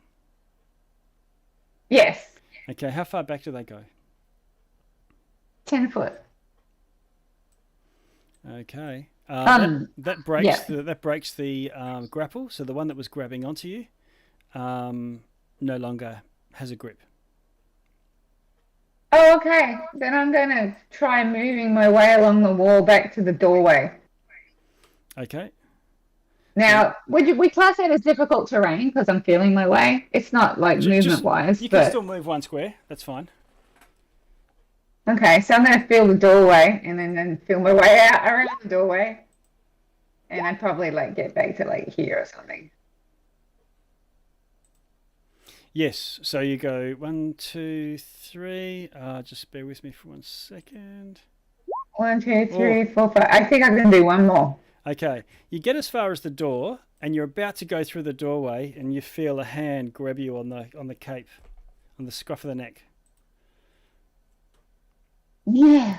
As you leave their threat zone. Does he have to roll to try and grab me? He does. Because I might be slippery. Oh yeah, I know what your arm class is. Slippery little. But it grabs you, and you're sort of halted at that point. But you're at the door. Gungo, you can hear Felwyn must be right at the doorway. Okay. Felwyn, is that turn for you, I think? That is turn for me, I believe. Okay, Lyndon. I would have heard most of that, seen none of it. Can I stick my head through the secret passage without actually going into the room? You need to go into the room, at least put your head into the room to be able to see. But you don't have to fully... I'll poke my head in. Yeah, okay. So I'll just drag you. You'll sort of be stuck halfway, but I can sort of drag you in. I'll just note that, it's just your head and shoulders that are poking out. You can see this massive entangled bit, and probably not much else. You can see a globe of smoky blackness. And not much else. No. With a passive perception of 23, I'd feel like he would have some idea that something went down here and something's in here, but he doesn't really know what. Yeah, okay. So what he's going to do... Hang on, you can see one creature. And it's hiding in shadows very well, but not well enough for you. Yeah. And so what he's going to do... Got black wings. The other two that you saw last time were white. Now that you see them, they almost look dragon-like. And they remind you of the horns that they have now looks more like that curving forward black dragon. Whereas the other two had the sort of no horns and spines of a white dragon. Well, I don't like this at all. And the entangle's going to drop. Okay. And Lyndon's just going to point his bow and arrow basically right at his feet, say a few words under his breath, and launch a shot right at his feet and basically fill the room with shrapnel. And cast... That was meant to go onto... Where do you not go onto...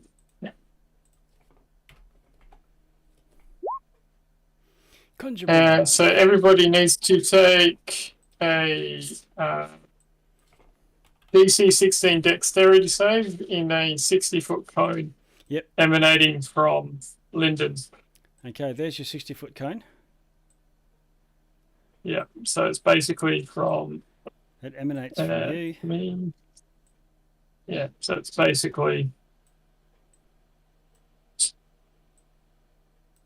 that. Almost the entire room. Ouch. Okay, I'll just spin it around a little bit. He knows something in there, but he doesn't know what or where, so it's just like, well, I know, I'm relatively confident there's no friendly people in here. About to find out. All right, so blam, and what is that going to do? Tell us all about it. 28 force damage. Basically, it explodes and fills the room with shrapnel. And it's a dexterity? Dexterity 16. Okay, so I'll just check my... So you hear cries of pain, obviously all through the room. Hisses of pain, I guess, probably better. Their dexterities. I'll just move this out of the way now. We don't need the cone anymore. We know where it's going. And what is the damage? 28, okay. 28 or half on a successful save. Oh, okay. I'll roll for... Okay, crikey.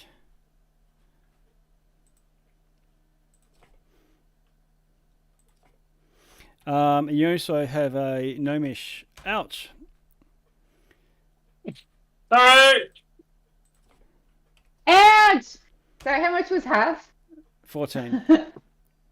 14. Ring of I'll evasion. sort you out later. Ring of evasion. Ring of evasion, yes. Okay, what have I got? So you blast out through the cone of cold. It shoots along the wall and then out in the cone. You catch all four of the creatures that you can tell that there's a little throng of them over at the doorway, as well as the one that you saw lurking about, accidentally scooping up Felwyn. Anything else, Lyndon? You've crawled through, cast your spell. Anything else? He's gonna crawl back out. Okay. Noida. They're all by the door and they're all very angry. It'll be kind of excessive way to do it, but I'll cast my new and improved Conjure Celestial. Okay. And I'll have it move into the area of darkness. And if I remember correctly, since the Conjure Celestial produces light, and it's a higher level, it should dispel the darkness. Yep. I'm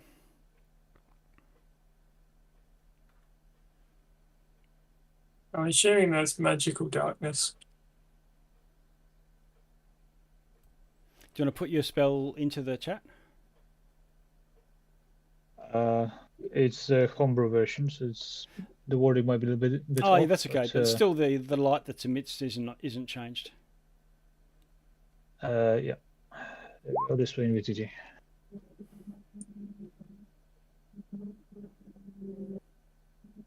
Ten-foot radius, 40-foot high. 10-foot radius. So we need a 10-foot radius. So that's going to be. Actually, our shatter will do that. Uh, For these more common spells. If it the thing.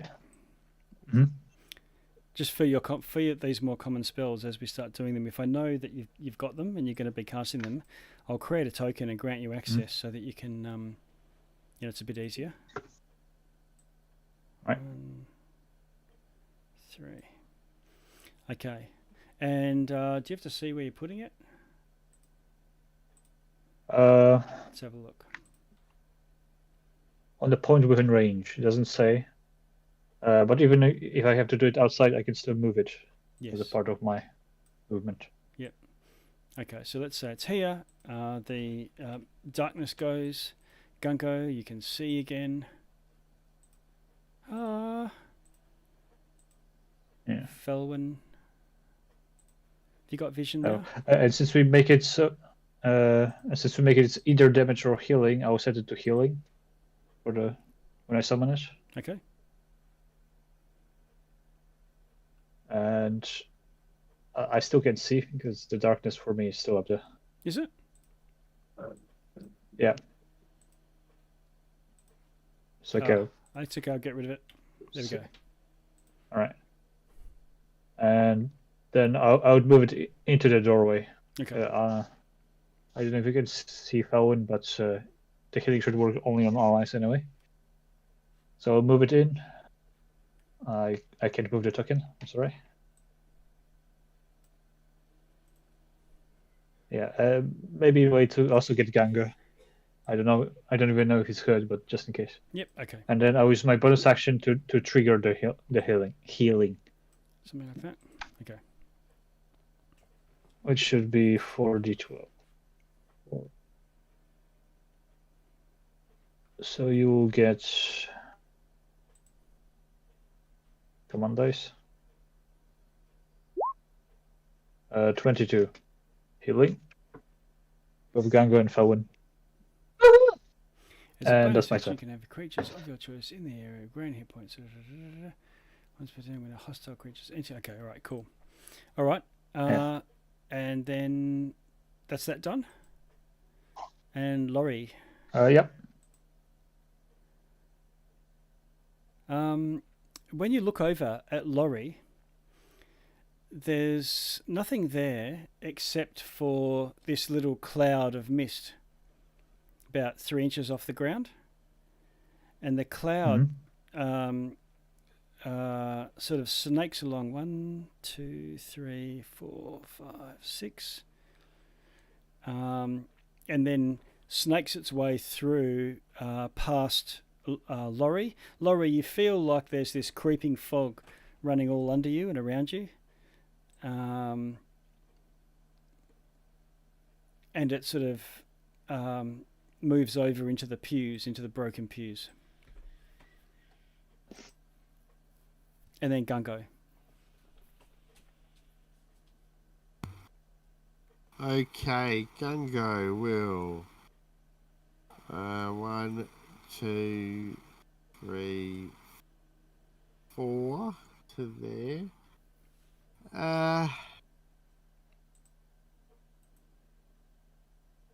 Yeah, he's going to rage. So the wounded one to the north will have to make a DC 19 dex save, or take 6 or 3 lightning damage. Is that both of them, or is it one target? Nah, it's only one. Okay. All right. Well, it Fails. 6 lightning damage to him. Okay. Hit him with, whip out the mace and hit him with it.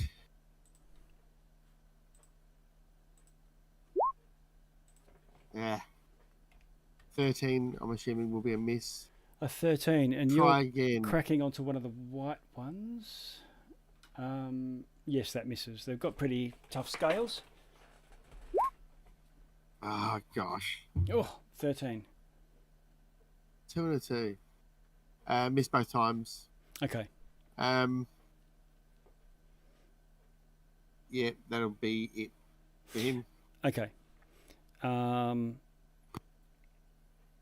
that case, the white Abishai, which is what they are, so starting to get see how they move and so on, and they're looking much more draconic and fiendish than the sort of gargoyle shape that they originally look. You're not reckless, are you, Gungo? No. All right. So one of them tries to bite you, hitting, doing 8 damage with a bite. What sort of damage is that? Piercing and cold, half. So the piercing will be halved. So is that 6 then? Okay. Okay. I'll just take the 6. And then it slashes at you with a claw, doing 9 to 12 damage, and so you take 6. Okay, that's all slashing, is it? Okay. That's all slashing. And then strikes at you with a long sword. And what's your armor class again? 20? 20. 20. Yeah, so that also hits. And does 10, so 5 damage. Okay. Now, one of them is starting their turn in this light, but he's going to get out of it. It's it's on the healer mode anyway. Yeah, So okay. it doesn't do anything. Okay. It's going to fly up over Gungo and Felwyn and land on the other side. Gungo, another black one of these things, lurches out from ducking down to the north of you and tries to do a backstab. And hits with a natural 20. I'll bring it into view because it gives its location away when that happens. Oh. These black ones look like, very sneaky types. Mm-hmm. And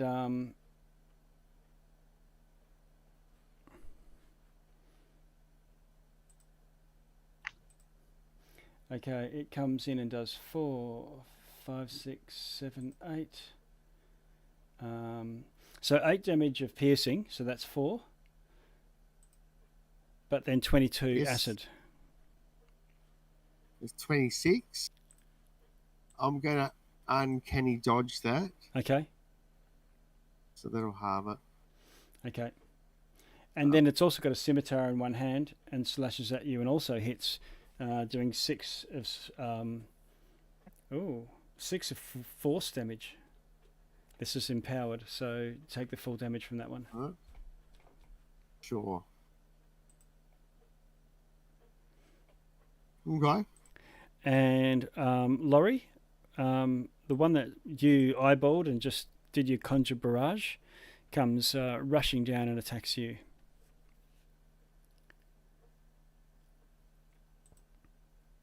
Yep. What's your armor It class? will have currently 19, Okay. and it's going to get disadvantage on the first attack. Okay, what's that? Because of Shadow Dodge.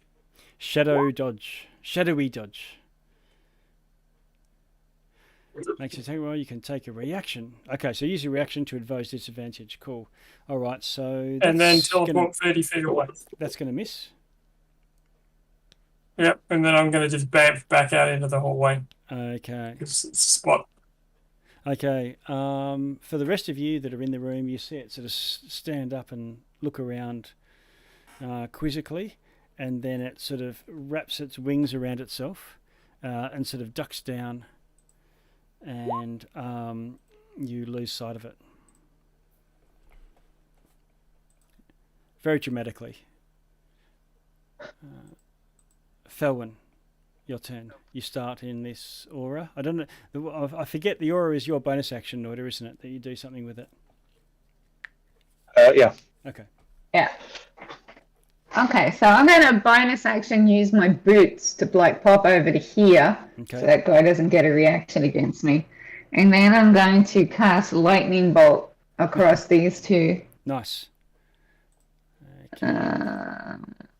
Blah, blah, blah.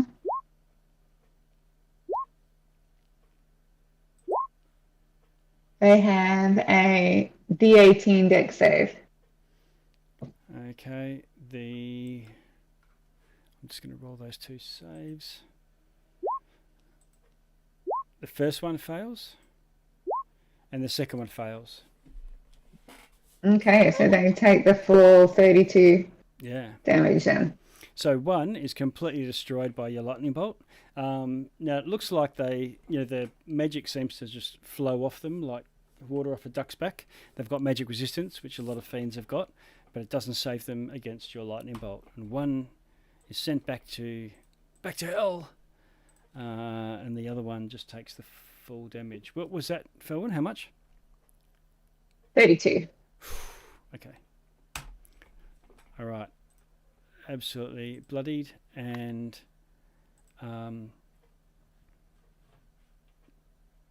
anything else, Felwyn?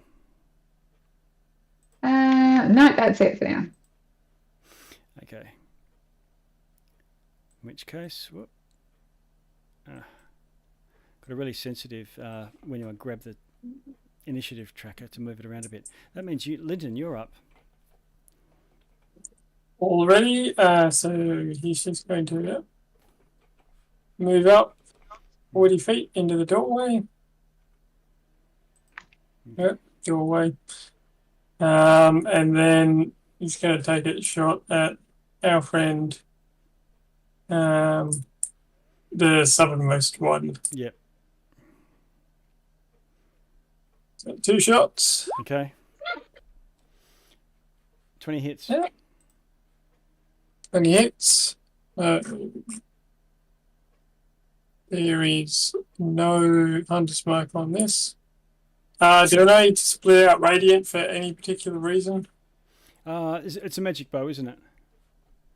Yep. Yeah, okay. So And it specifically does radiant damage. Yeah, so no need to split it out. Just tell me the full damage. 11. Okay, take your second shot. 21. 21 hits. They're not that tough. And 16 on the second shot. Oof. Do I get any healing being in this bubble, or does it not happen automatically? No, it's Noida causes it to happen as his bonus action. So on his turn, he'll use it. Yep. I'm just going to hang out here then. All right. Noida. I'll move in. By the way, I thought we were on like party vision, but I think for some reason Lyndon Stocken is giving me vision, and I think I can also move him around. Yeah, so I don't know. There's something wrong with permissions. Oh, I tried to give But, you permission to the token for the light. So I probably gave you access to... Oh, no, that's right. Yeah, but it's hard to tell what I can see from Noida's point of view and what's Lyndon kind of thing. Ah, I see what it is. You're seeing from the perspective of the light spell. So what I'll do is I'll just move that around as you save. Okay, is that better? You should be able to see what you can see now. Nope, there's no change.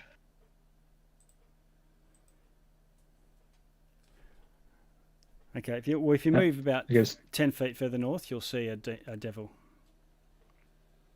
Okay, 2. Okay.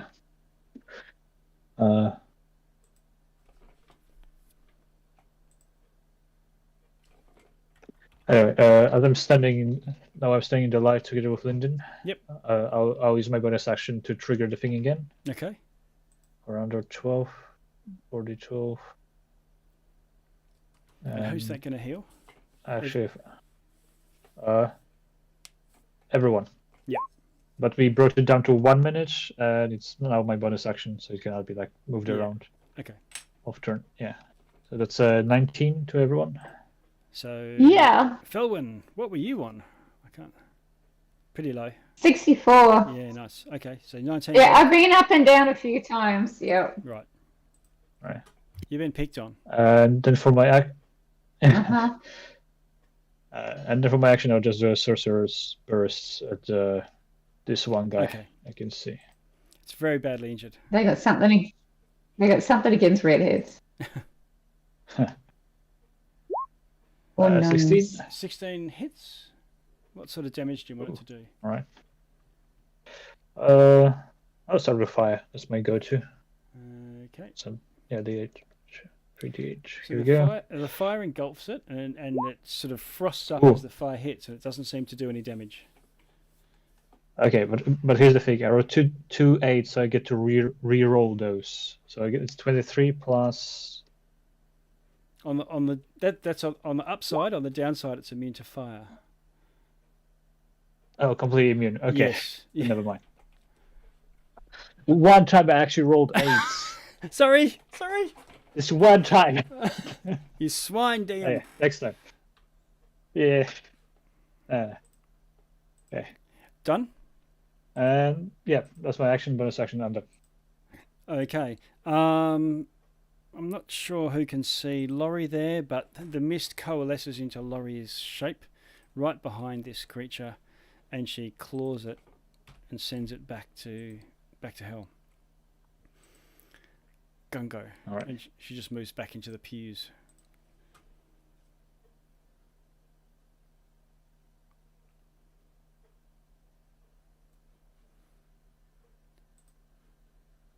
Oh, you're on mute, Gungo? I can't hear. Sorry, Gungo's turn? Yes. Alright. So I think he's just going to recklessly attack this one. Yep.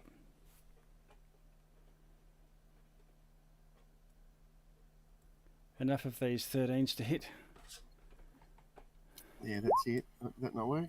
Oh, you needed it. 26, Nice. just as well, yep. So, 15 damage. Okay. Oh, sorry. Is it a fiend? It is. Yeah, so, okay, do 15 damage.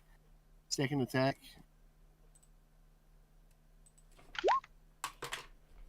Also hits. We'll do 14 damage. Okay. And I think same thing. If it's less than 25 hit points, it'll have to make a wisdom save. Okay. It rolled a nat 20 on the save, unfortunately. Okay, and But it's very badly injured now. It's below 25, so... yeah, that's good to hear. So for his bonus action, he's just going to fire off his Storm Aura. So it's a DC 16 save, or Okay. take Fails that. sorry, the dice roller's gone funny on me. Let me get here and do it.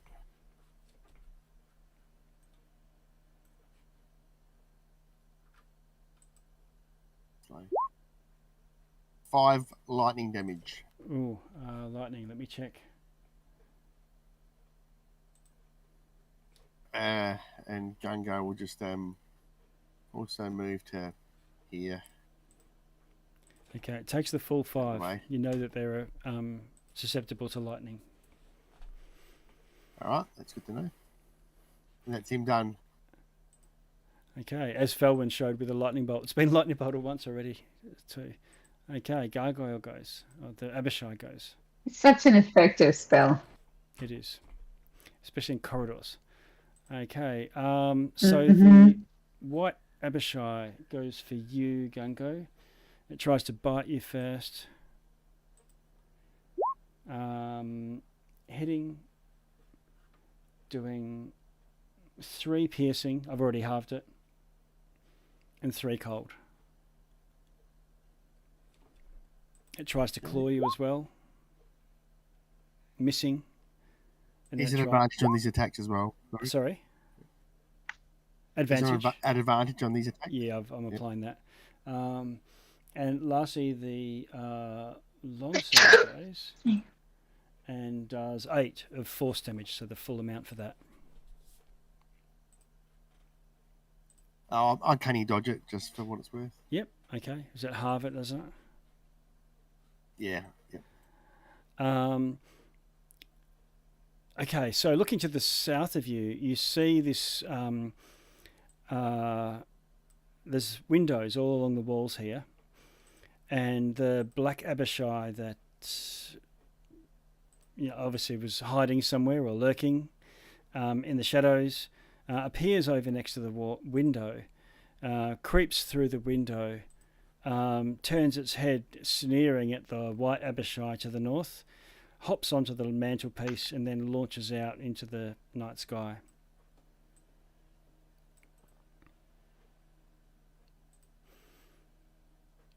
Felwyn, what do you want to do?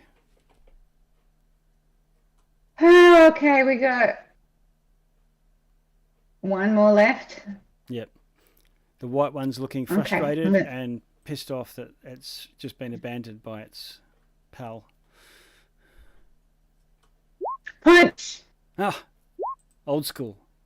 26 hits, 11 damage. 11. Okay, it's on death's door. Okay, then I'll punch it one more time. As you punch it, it just reacts by lashing out with a bite and trying to bite you, but misses. Okay, and then I'll do 6 more damage. Ooh. Yeah. Is that that with the second It's attack? okay. Nice. Okay, Yeah. so you also send it some sort of portal or something. It sort of mists out and gets swallowed up in a sort of fiery lava-like little dimension door, and it's gone. And you finally find yourselves out of combat. Nice. Yeah. There's a huge dragon statue in this room. I think everyone's healed up, so I'll drop the light, this celestial, and immediately run to Lori to see if she's okay. Okay. I think Felwyn's still damaged, by the way. She's probably about 30 or so down. Oh, then I'll do it one more time before I drop it in. Okay. Yeah. I could do it a little more. Felwyn's feeling sore. But only once because you were mean to Mistress Lori. Karma, it's karma. So you've now seen her go in a gaseous form. Okay, it's 26. Actually, I've been forgetting to add my modifier to it. It's 5 more. It's 31. All right. Do we all get that? Those hit points? Yeah. I would move it so that everyone is in it. Huddle up, everyone. Yeah. And Yes. everyone gets, what does it say, 34 back. Is that right? 31. 31 back. Okay. So 26 plus 5. Yeah, 31.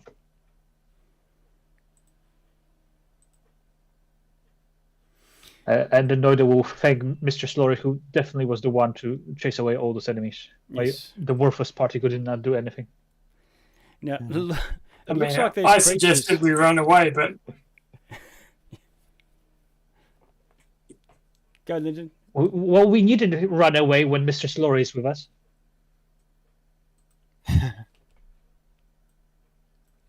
Well, have a look around this room. Yeah. yeah, Lynn's gonna just turn the room over, see if that left anything, see if there's anything interesting. Yep.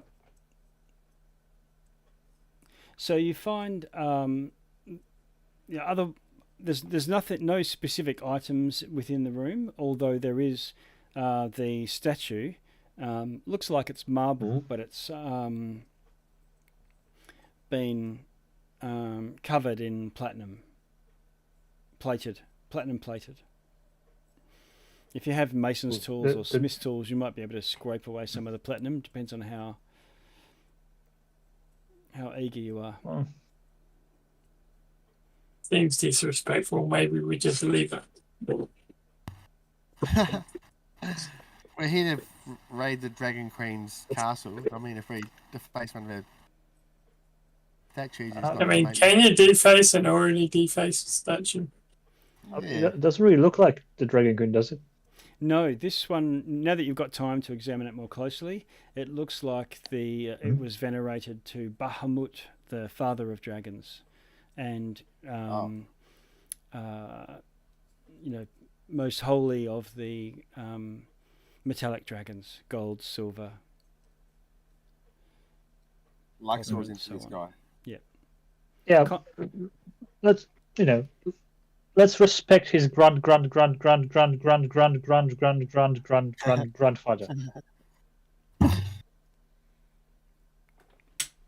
Yes, let's. Okay. Otherwise, there's windows that look out over the courtyard beyond, or you can go back into the main room, or into the keep. You're now in the east wing. Okay. And there was nothing down here, right? Just one pass Yes, over there was here, so- yes. So that's right. You eventually found a ruined, just covered over doorway that led into a let's see. prayer room. Yeah, just a spare room, but this one's broken, destroyed statue, and the ceiling has a collapsed ceiling, leaving a gaping hole above. But it goes quite a long way up, and there's a lone skeleton lying crushed beneath the rubble. Oh. Is it bearing any insignia? Let's see.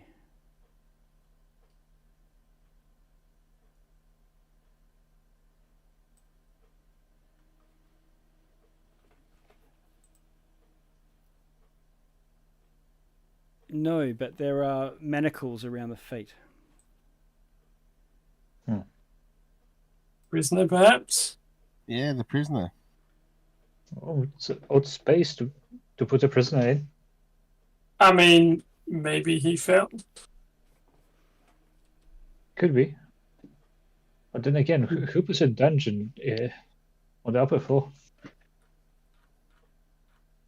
I don't suppose there's any journals laying around? No, Okay. you've had a good. And, Shall I we- mean, he's gonna climb up and inspect the skeleton a bit closer. Yep. Okay. So it looks like not dressed in Solamnic gear, but in wealthy commoner gear. Maybe a merchant or noble dignitary or something, but clearly has had manacles on the feet. Well, at the very least, There you I would just remove the manacles. Did we have any other description besides our prisoner? Oh, from sorry? Western Cairn. Mhm. From Lyra, I think it was. Just throw all the prisoners we find into a Yeah. sack, and hopefully one of them is right. Was a drunkard, musician, drowned, and librarian. librarian. Yeah, so we've got the drunkard already. We think. And we think we've got the musician as well. No, Yeah, wasn't the musician? Yeah. yeah. I think we found a musician. Oh, throw him into the sack anyway. I'm sure we'll find plenty of prisoners. Okay. Well, maybe the this closest will, thing that this will we've found function as a so prisoner. far. I'm Even the assuming in a place like this, there's going to be more than one prisoner. All right. No, yeah, but we need to find that particular one. Yeah, well, Okay. yeah. Therein lies the challenge. Mm-hmm. Just stand around the bonfire and start throwing Yep.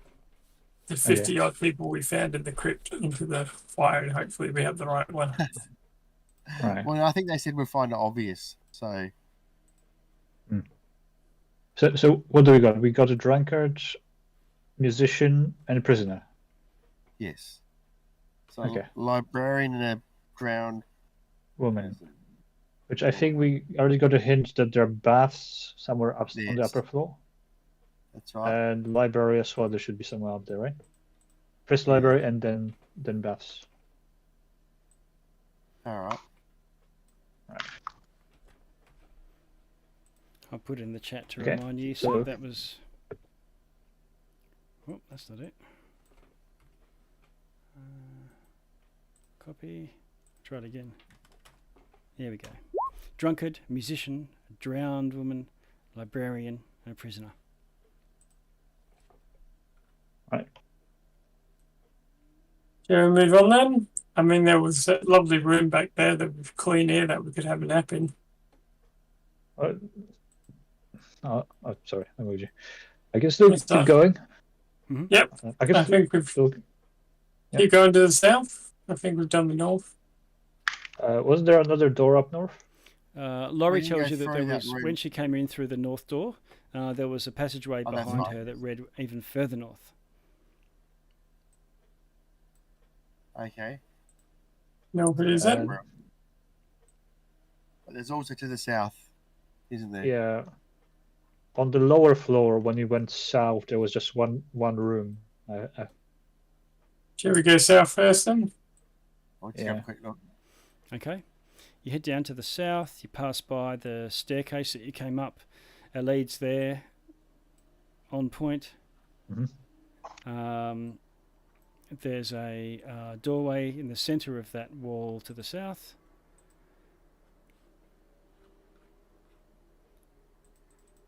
It's currently closed.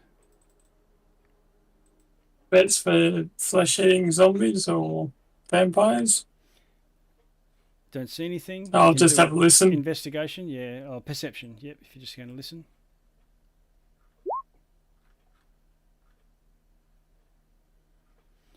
Twenty. Yeah, okay, so you don't hear anything beyond? Maybe a bit you of a carefully open wind the from door? outside or something like that. Carefully open the door and have a Mhm. peek. As you peek in, you can sort of see flickering blue lights, and you're what looks like a large library. And it looks like it's completely devastated. The sweeping fires have raked through this area as well. Some of the books are still there, but they're blackened and charred on the spines.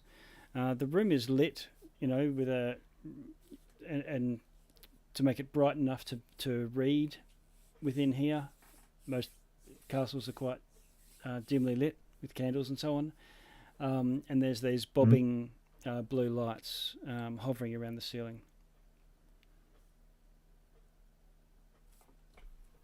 Well, I don't think we have the prisoner, but I think we got a lead on the librarian. All right. Just gonna carefully move forward. Okay. Have a big scoot around. You do find another short passage and a door to what would probably be another room. Let's see. You have a scout around and find a few books that are still intact. In defense of high sorcery against the lies of the Church of Istar.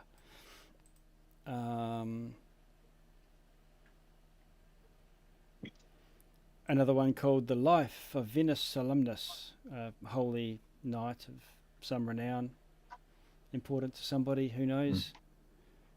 Nightland Nights, it's a romance novel by a wealthy Istarian noblewoman. I think that one. And the rest seem a bit stuffy. What else have we got? The Spirits of Ancelon by Whistlebright Hobfrogger. Hobfrogger. Yep. Anything that looks like a journal? This is a wine connoisseur's guide, and gives you star ratings to all of the liquor available before the Cataclysm.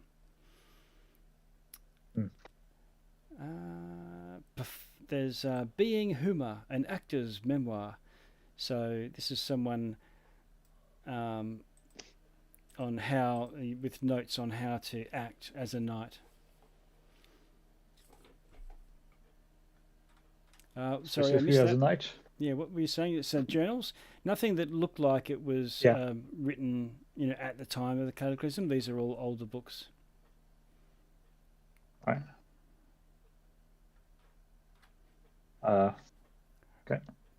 Lyndon, Just pocket all of them for. Yeah, you take the books, I guess, and that have survived the devastation. And Lyndon, you open another door. Can't hear anything beyond. This is a very narrow. So there were no skeletons in that room, was there? No.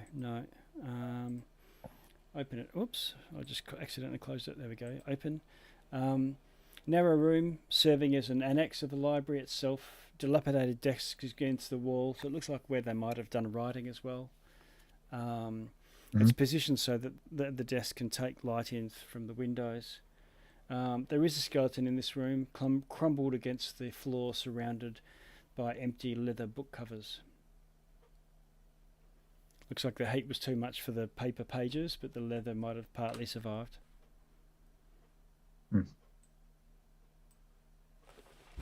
If we found the librarian, bag him up, and see if there's anything interesting in this room.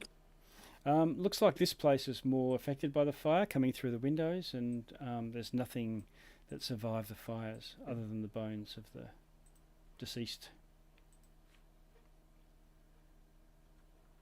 All right.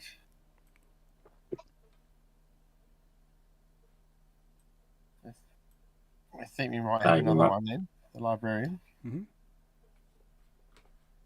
Who do we have left to find? A drowned woman. Drowned woman, yeah. Kind of want to find those bars. Probably find the bars, yeah. Mm.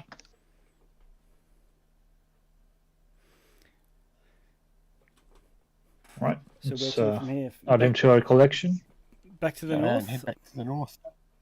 Yeah. Yep. I'll fast travel you there. Yeah. When nobody's looking, Noda's gonna quietly pocket the book about the knights.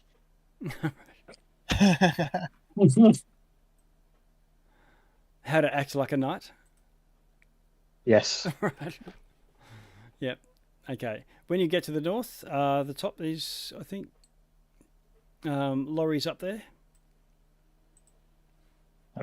You forgot Lyndon. Oh, where are you, Lyndon? Did I miss you? I yeah, vanished. You were off the screen when I dragged everyone as a group. There we go.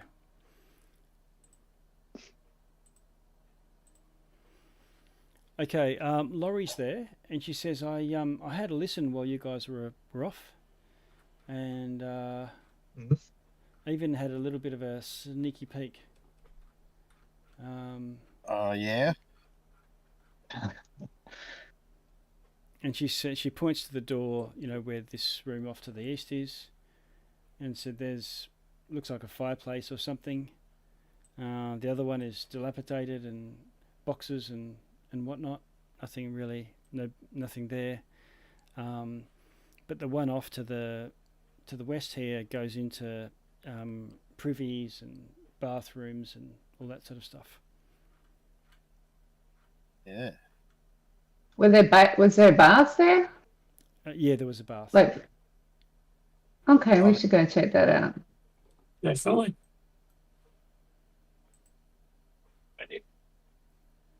Okay, you can see there's a broken door off to the west here that leads to a privy that would lead to outside.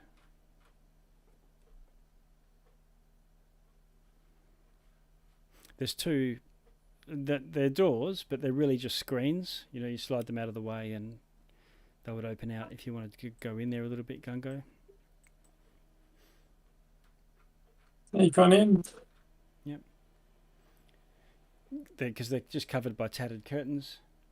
The south tub is cracked, broken, empty.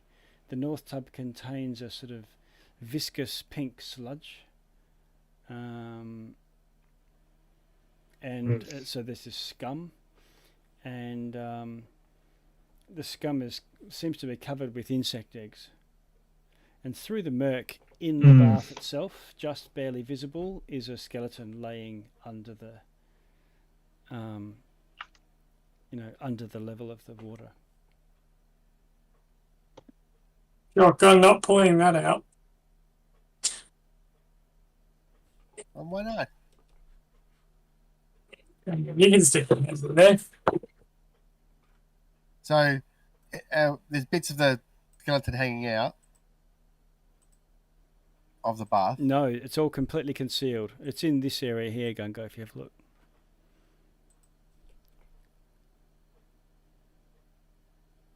Okay.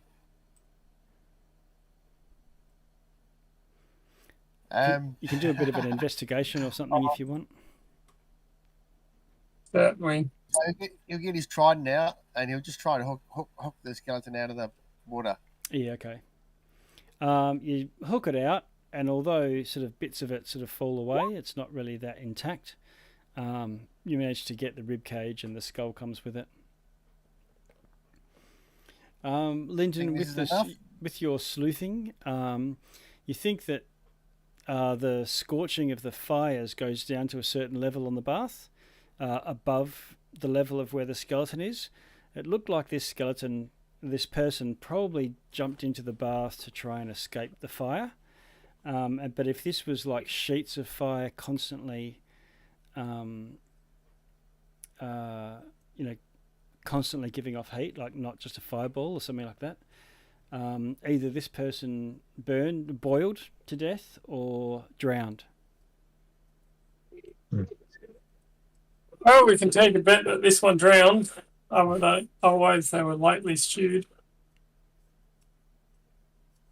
So yeah, I think we've got one to go. If the luck is with us. The skeleton comes out. That was the last one. There's a ring that's intact though that hasn't rusted away. Ooh. On the body. Yeah. Take it off and have a look at it. Yep. Once you wash all the slime off, it's actually still shiny. Made of obsidian. Hey, Falwyn, what do you think? Do you want me to have a look at that? Sure. What? Flick it to phone. Well, without checking, I can probably assess it's not a ring of water breathing.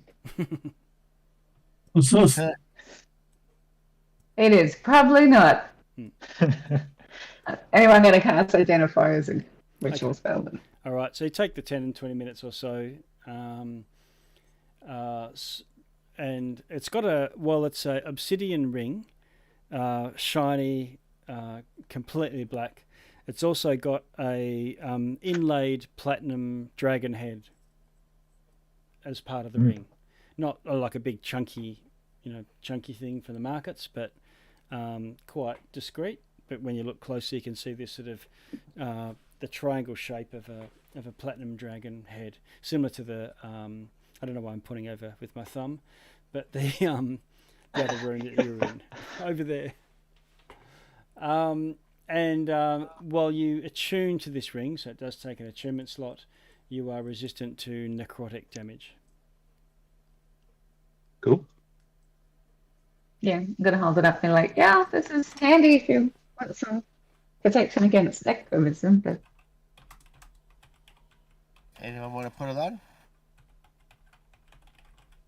Someone who tends to get hit a lot may be a good idea. I don't know, slots. You might struggle with slots, until- yeah, for some of you. let me I'll see. take it then in the meantime. Okay. So you should be able to find Yeah, it. It's basically a ring of resistance, but for necrotic damage. I have no more slot. Yeah. So we've got 5 bodies now, but we still haven't got the other journal entry, have we? Yeah. Are there still floors above us? Oh, I thought there was one on this floor though, because I thought he said there was 2 on the other floor and 1 on this floor. Okay. Maybe he meant higher. He could have meant higher. Have we looked at this whole floor? It seems so, looking at your map. Yeah. Must be higher then. Library. Yeah. Yeah, the only undiscovered. There's another door here, isn't there? Yeah, there are. Those are the ones that Laurie said look like storerooms to her. Oh. Well, if she says it's unimportant, I'm sure we have absolutely no reason to doubt her word, and we should move. Absolutely. Yeah, Lyndon will have a look anyway. Okay. All right. You can open it up. Is that opened? Yeah. Oh, that one's already open, but the one to the north here. So scooch in there. Right, And you have a cast about. This one's a little bit more intact. There's a few barrels and boxes and crates and things. If you want to, spend 10 minutes or so rummaging around. Yeah, have a look around. Won't find much. Okay. You find a crate with glass bottles in it, and they're all, smashed, and it's all shards of glass or so. But you stick your dagger in and have a little scooch about, and looks like there's one glass vial that's still intact. It's still got its wax stopper on it. Yoink. Yeah. Do I recognise it by looking at it, or? You can take a bit of a sip if you want. Yeah, dip my finger in. Okay. Rub it on the inside of your cheek. Do the thing. You think it's probably healing of some sort, but without an identifier, you couldn't tell which particular one. Yep. Just take it over to our local expert. Any idea what this is? Do you want to take another 10 minutes or so and identify again, Felwyn? Or shall we keep moving? I think Felwyn's away from the keyboard at the moment.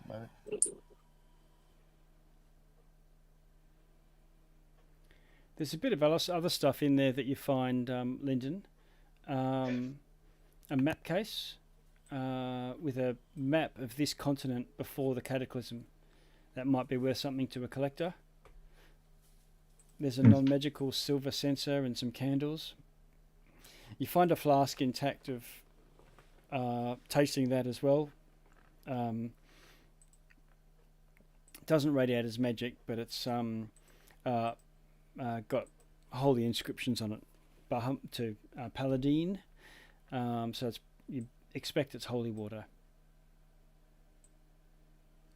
There's That's also cool. a block of incense, which might be of use. Pocket it real quickly and keep moving. Okay.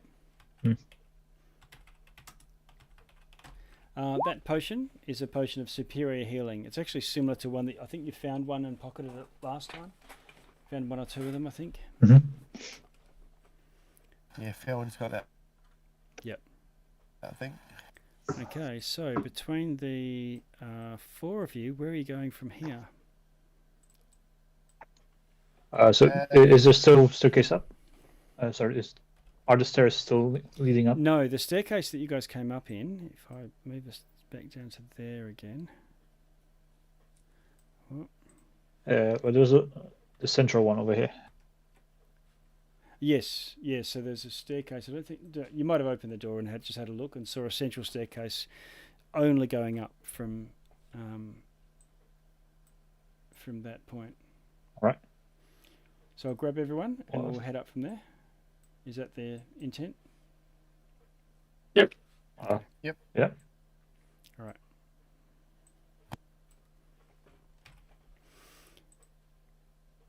How are we going for time? 10:45.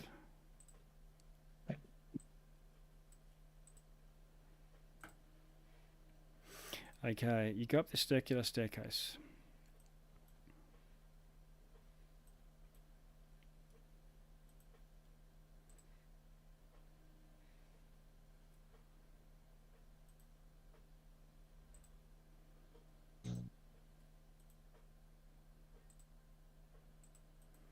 and one by one come into a landing that occupies the in the central portion of the tower, and this is also lit by the same flickering lights of. Just make sure I've got everyone. Can you all see? Is that resolving now for you? I'm probably more to the point. Can anyone not see the map? Okay. All right, so Felwyn, Linden, yeah, so that's everyone there on the landing now. This one's much tighter, much more restricted. It's at best 5 feet around the circular staircase that goes up. There's passageways that go left and right. There's doorways that go north and south. And there's also a staircase that ascends even higher.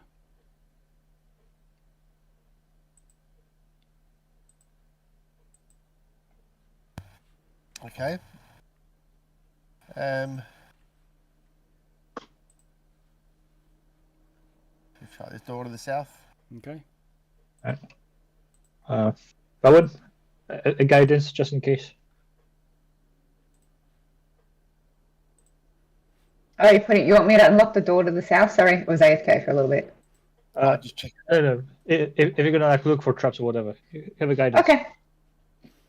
Let me do an investigation. Okay. 26. All right. And this is to this locked door to the south. I see better because my eyes are door keyhole height, so I can really get in there. Get in there, yeah, definitely.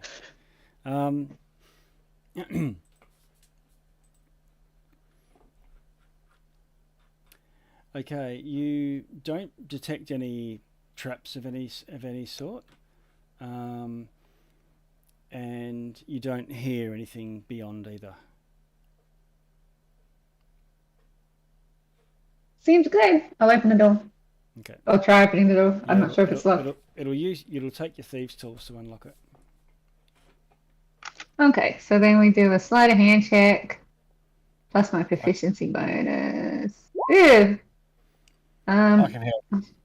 Give you advantage. Okay, let me roll a second one then too, just in case. Oh, that's way better. Okay.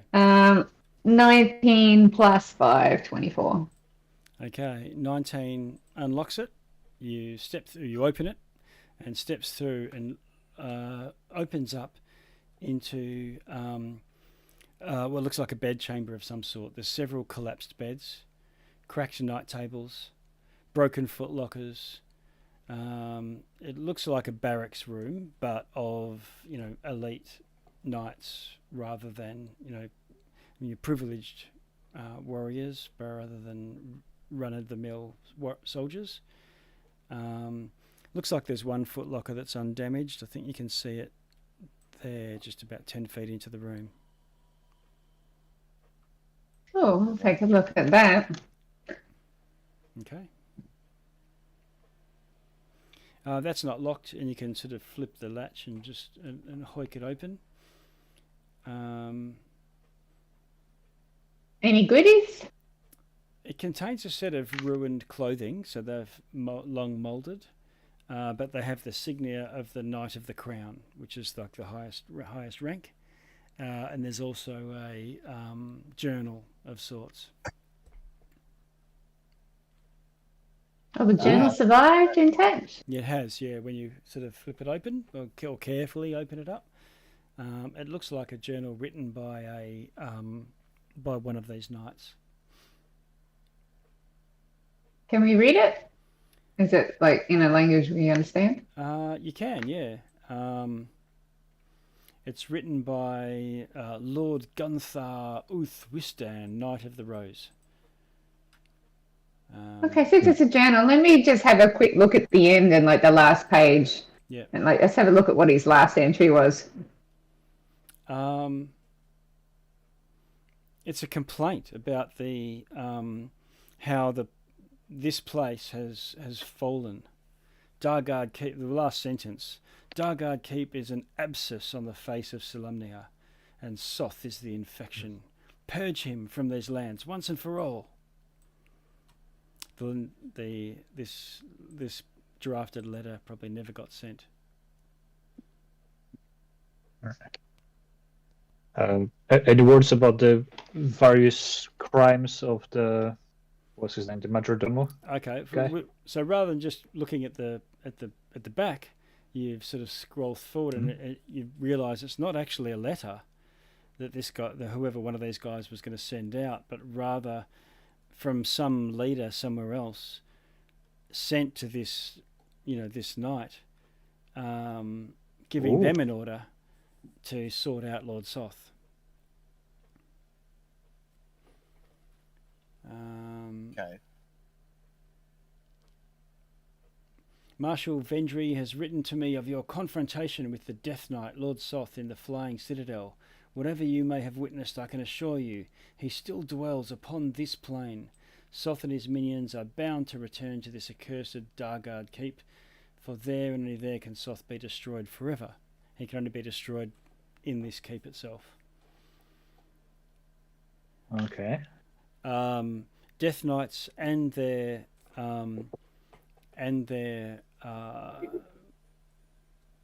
warrior allies, their warrior soldier skeleton knights, even if destroyed, will reform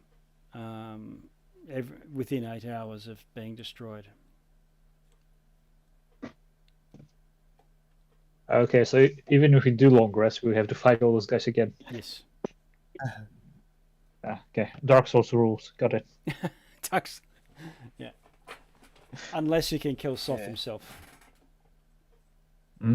Well, we just have to kill Soth then. Within Dargard That's Keep, Days to grind some levels. there's a bit of reference to the fire. Within Dargard Keep burns the last remnants of the cataclysmic fire that Soth lately used to create the Dark Queen's death dragons. The cataclysmic fire is a power too dangerous to go unchecked. I have no authority to order you, therefore I entreat you. Travel to Dargard Keep. So this guy came here. Extinguish what remains of the fire, confront Lord Soth in his own home, and rid Kryn of his evil once and for all. Do so without delay. Our spies are reported that one of the Dragon Queen's favourites, a High Lord we know only as the Blue Lady, has made overtures toward an alliance with Soth. Okay. So he was successful in some parts, obviously, but not so successful in others. Yep. There's a mention of him also allying with a red dragonborn. A red dragonborn. Mm-hmm. Okay.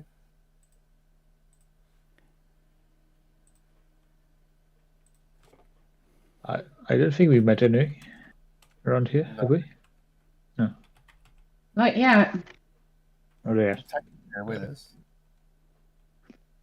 Right. So the fire is blocking the path to Soth's home or wherever he's residing. Right? Yes, so he's somewhere else, but I think it was Caradoc said if you quench the fire, it'll draw him straight away. Okay, so he will come to us. I got it. Yeah. Right. Because we got to kill him there. Okay, I think if you want a long rest before facing this guy that even an entire squadron of paladins could not take down, perhaps you can extra rest somewhere. No. Well, once we Just find in it, that room. then we'll rest then and take the shortest. Once we've rested, then just race to that path and face him then. Yeah. A bit of unorthodox idea, but if we can go and collect all the bones of all the skeletons we already slain, and put them in like one room, and lock it. Move all the bones to the blessed room, so when they wake up, they have a terrible headache. That's even better. Maybe they won't be able to wake up in there. I'll be right That's back. not a bad idea. Maybe not all of them, but at least the ones that will be between us and the fire. All the ones It we've might destroyed start so them out far. as, even if it doesn't kill them, it might start them out as a disadvantage.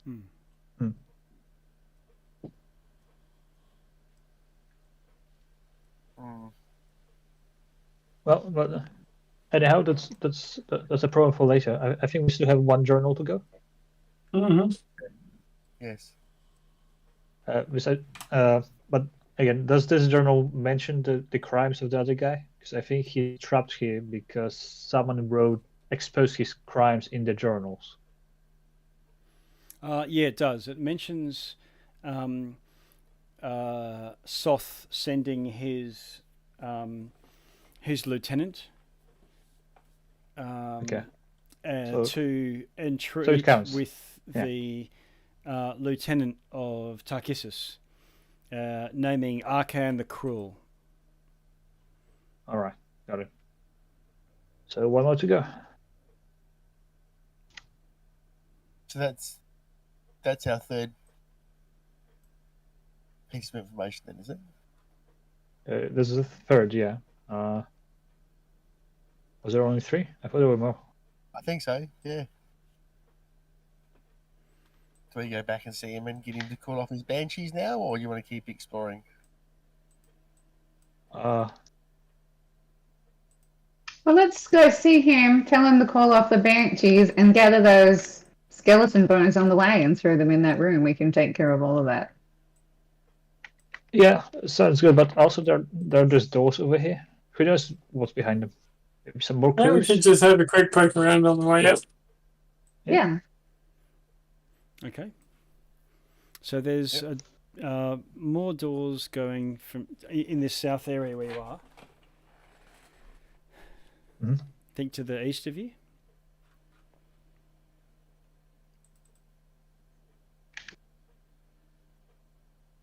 Otherwise, you can head north, and there's more doors that way too.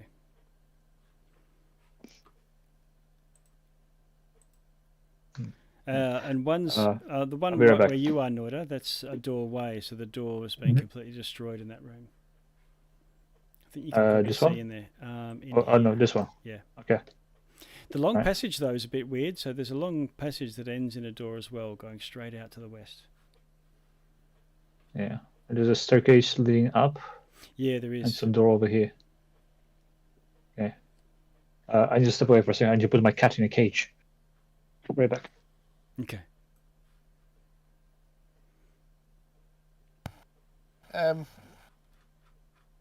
Do we have any idea how many more floors that are above us?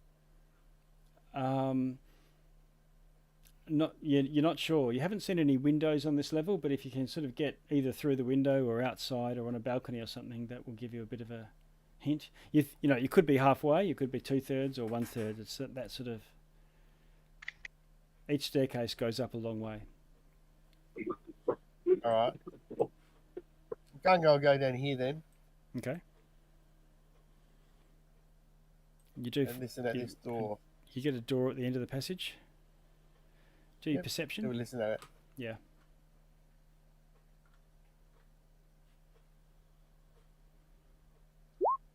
Ooh. 25. You can hear whistling wind and you can smell fresher air. It doesn't smell of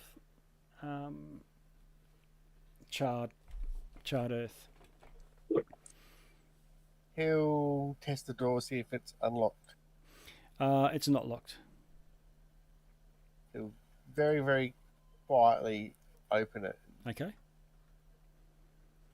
peer out. Yep. Okay. You open it, and it opens out onto a walkway. You recognise it as the same walkway that you went underneath, and we're having battle with yes. some knights on this very balcony. So we're back to here.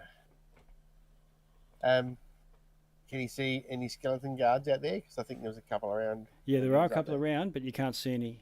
You can't hear any at this stage. All right. Shut that door Okay. and go back and So well, that leads outside at least. And also, you could see from because you were on the level of the walkways to actually walk into those other towers to go up to where those fires are. Only one floor above the level that you're on right now. So if you go out onto those walkways, that's the way to get to the other towers. Okay. And we had to. How do we have to put out those fires? By putting a holy relic inside? No, them, tossing or? the bones of the deceased into the right fire. Oh, okay. Well. Okay. Do we want to start doing? Oh no. Okay, we're going to go talk to the banshee person first. All right. Okay, so you head Okay. down to Caradoc and say, we've got all the evidence. Hand it over.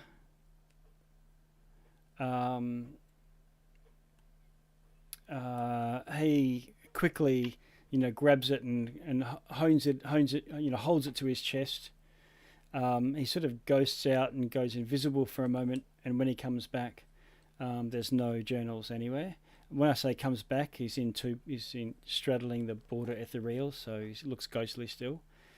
And he says almost stiffly, I will honour my commitment to order the Dargard Banshees off when the time comes.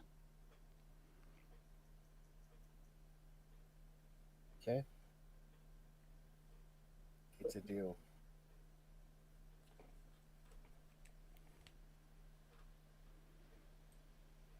So You're getting a very strong lawful evil vibe. that'll do. So what do you say, guys? Then we go and try and put one of these fires out. Why not? Yeah, let's see how that goes. Yeah. Go Okay, back up to this level and back out the to same that door. Yeah, I think.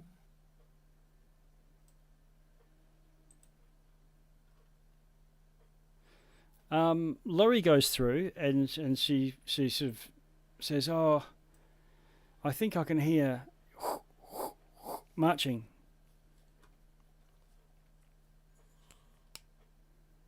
Quick, come back inside. See if they- Okay. And she says, maybe if we just listen, and once we hear the marching go, then we all rush across the bridge. Laurie, that's a great idea. Yep, Lyndon's going to sneak up and have a careful listen. Okay. So Lyndon, the others or whoever will give you advantage so that you can have an advantage to your perception check to try and time it so I that you can can hear. put guidance on it. Okay, to plus D4 as well. Because what you're trying to do is gauge that they've gone past, but also that they've gone so far that they're probably out of sight and now marching around the other side of the tower on some other balcony.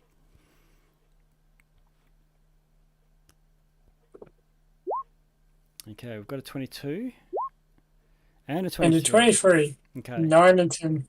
All right. So you believe that you've got the timers right, and you go right now. Move. Quick. Run. Okay, and everyone Whack. hut.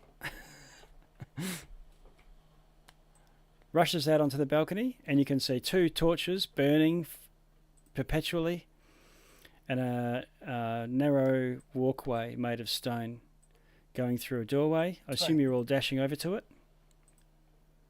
Yep. Okay, you dash through the archway. It's open, and there's a circular staircase.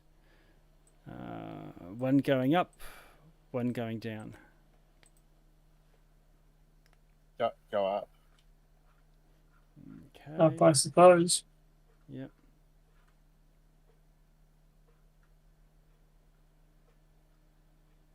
Spiralling stone stairs leading up to the top of this tower, down to the ground level, disappear around the heavy column at the centre.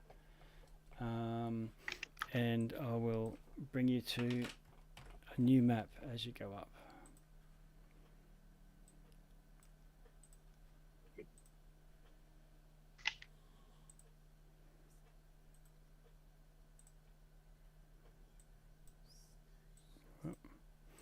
You come up to a in a circular chamber with 3 arched doorways, I guess, leading out. There's this purple flickering light. Let's see.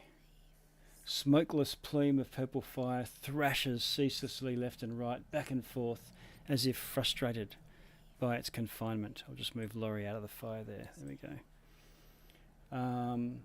Looking into the flames, you see a vision, of a man dressed in the rough garb of a prisoner, and he's got a knotted bedsheet, and it's gripped in his hands, and he's attempting to rappel down this burning tower as the flames begin to eat through the makeshift rope.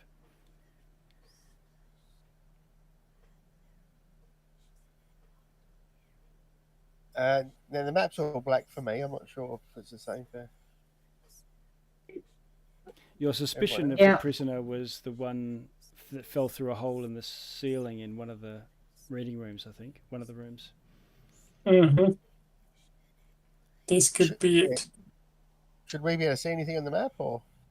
Oh, can you not? Yeah, we can. No. Sorry. You are... Sorry, I'm back. You're on the wrong layer, that's all it is. How's that looking now? That's better. Yeah, more now. Oh, okay. I see. We are burning the skeletons. So get out the sack with the manacled skeleton in it. Yeah, so you fish out your remains of the one with the manacles around it.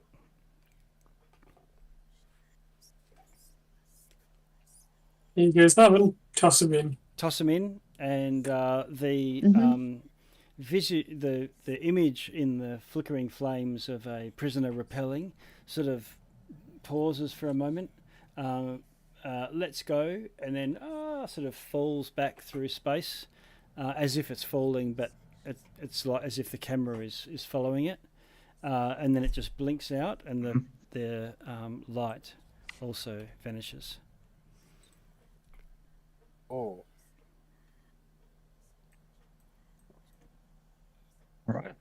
Well done. 4 more to do. 4 more to go. There's no walkway from here to the other towers, is there? We have to go back down. Not to the other towers, although when you look out of the window, like if I put you right over here, you can sort of look down and see, 30 feet or so, there's parapets. And you could sort of, run, if you went down and along the parapets and then back up. I could fly across. Well,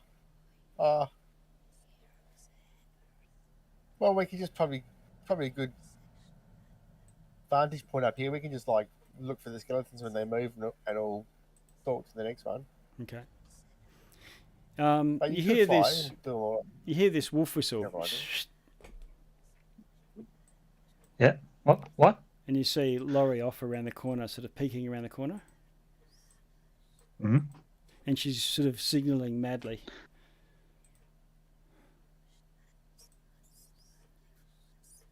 To follow her. Roll in an insight.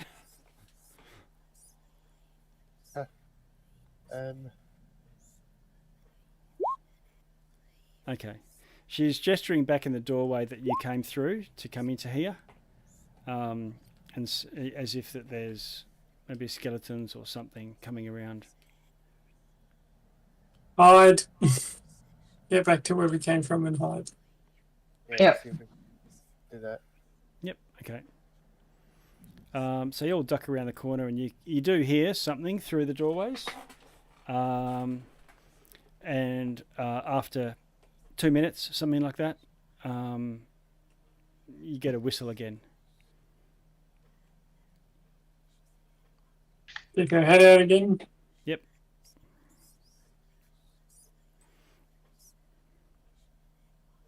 Let's move. All clear. Let's move on. All right, back down and across. Okay.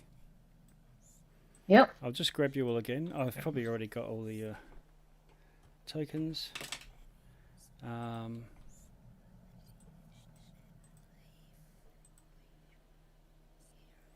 There you are.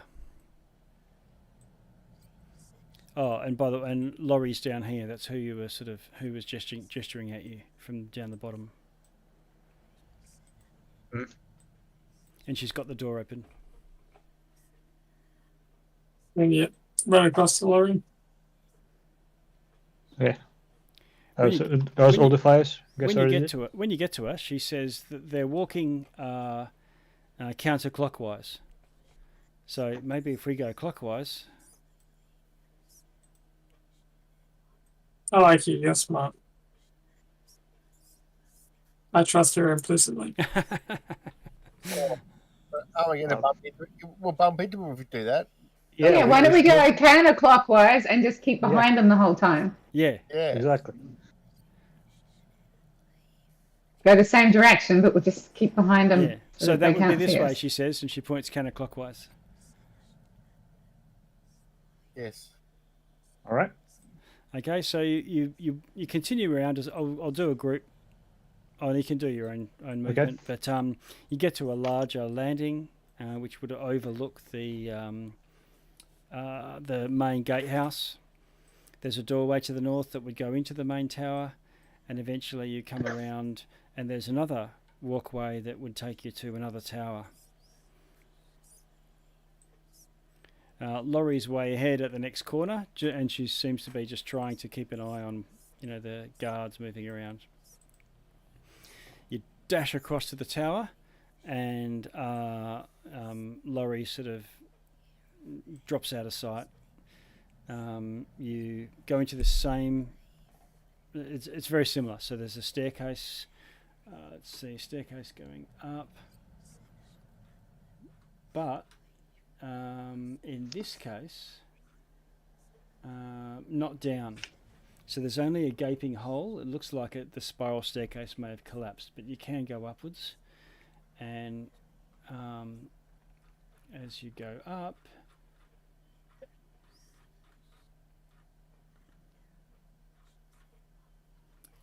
you come into a similar room, purple flames whipping frantically.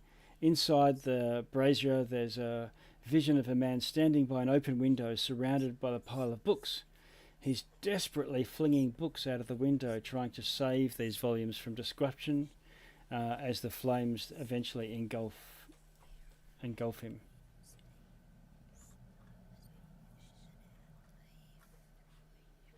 And our librarian friend, kick him Yes, out we and do. toss him in. And this way, I don't have to move you. I can move maps now that I've got copies of you all on. Not that it really matters. We could go theatre of the mind here. Mm-hmm. Yeah, You toss the because we're just bones going to in. pop out. Yeah, and once again, that moment captured in time of when the realization that he's trapped, but finally he's sort of consumed by the flames and is gone, and the light goes out, sputters.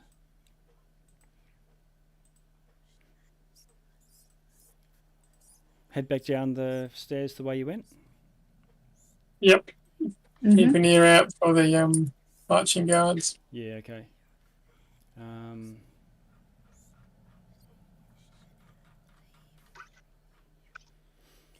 Okay, you do the same thing again, and find yourselves in it's a dizzying motion of a man sitting in the corner of a stone room surrounded by empty wine bottles, swigging merrily. You toss in the bones of the drunkard that you found in the wine cellar, and the same thing happens. Mm-hmm. You go back down and follow it around. I assume it's rinse repeat for each of these towers. Yep. Within you see a vision of a woman kneeling beside a bathtub full of water as flames rage across the walls.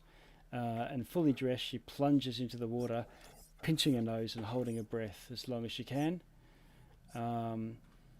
The last one is a man sitting at a piano in a small music room. The walls, the chairs, even the piano are all on fire, yet the man continues to play.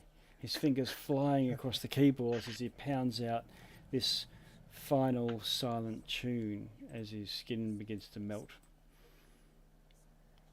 Everything's fine. It's like the Titanic. Yeah, exactly. Yeah. So you eventually put out all 5 fires,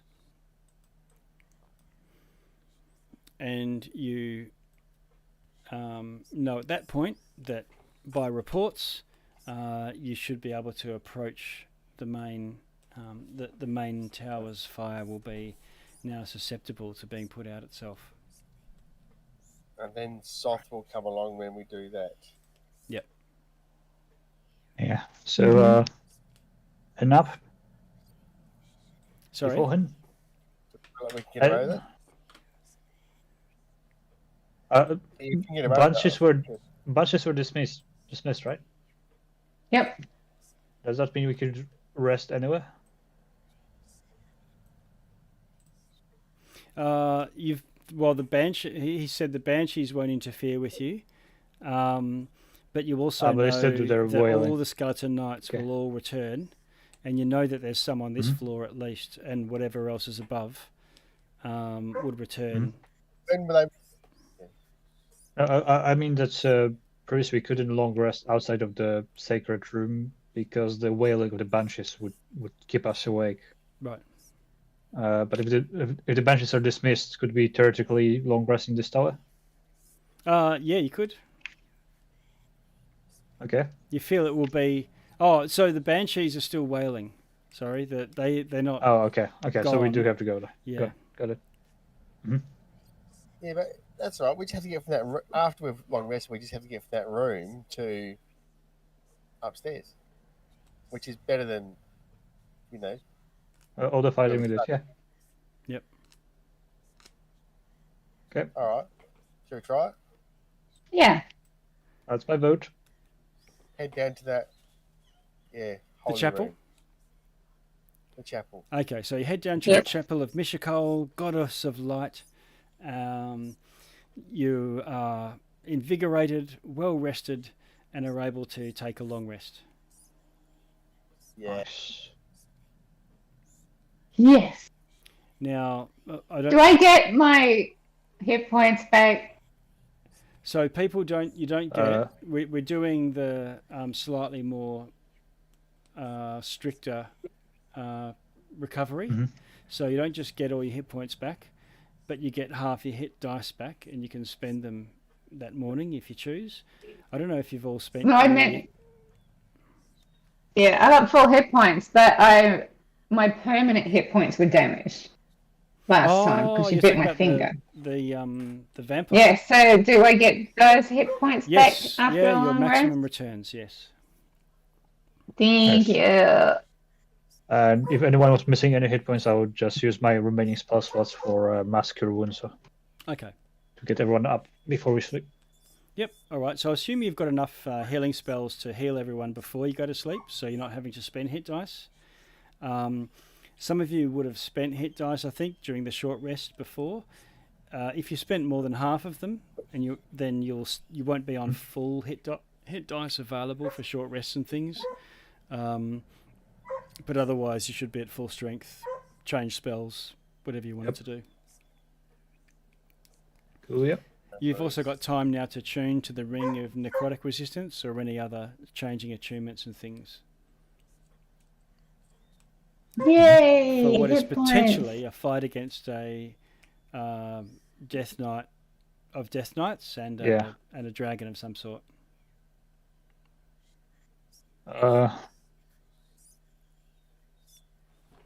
Does anyone want the Ring of Resistance? No. I've got it at the moment. Unless somebody wants it. The only thing I could sub for it would be Ring of Evasion, which also might come in handy fighting a dragon. So, yeah, I think I'm good with what I got. Oh, I'll just hold on to it unless somebody needs it. All right. All right. So if you're gonna, what do you call it? Tune to it. You tune to it. yeah, go for it. You go ahead and add it to your character sheet and do the achievement. And that should add to your character sheet and so on. I've dragged everyone to that room, so you should see that. There's a lovely window you can look out of, a window or two, and pews that you can curl up on, have a long rest. And I think it's probably best at this point. We've started a long rest, ready to crack on after a decent rest, and but knowing that any of those skeleton warriors will have returned. You dragged a couple of them, I think, and kept them in this room. Is that right? Yeah, in some. Oh, the map disappeared for me. One of the rooms that has a functioning door that we can lock them away. Oh yeah, okay, yep, all right. Okay, and we'll pick up next fortnight. Nice. All right. Nice. I think this is a Thanks, everyone. good time to break. Yeah. Thanks, everyone. Okay. That was fun. Hey, thanks. And boss fight next time. Yes. Yeah. All right. Thanks, guys. Thanks. Yeah. Bye. Right. Yes.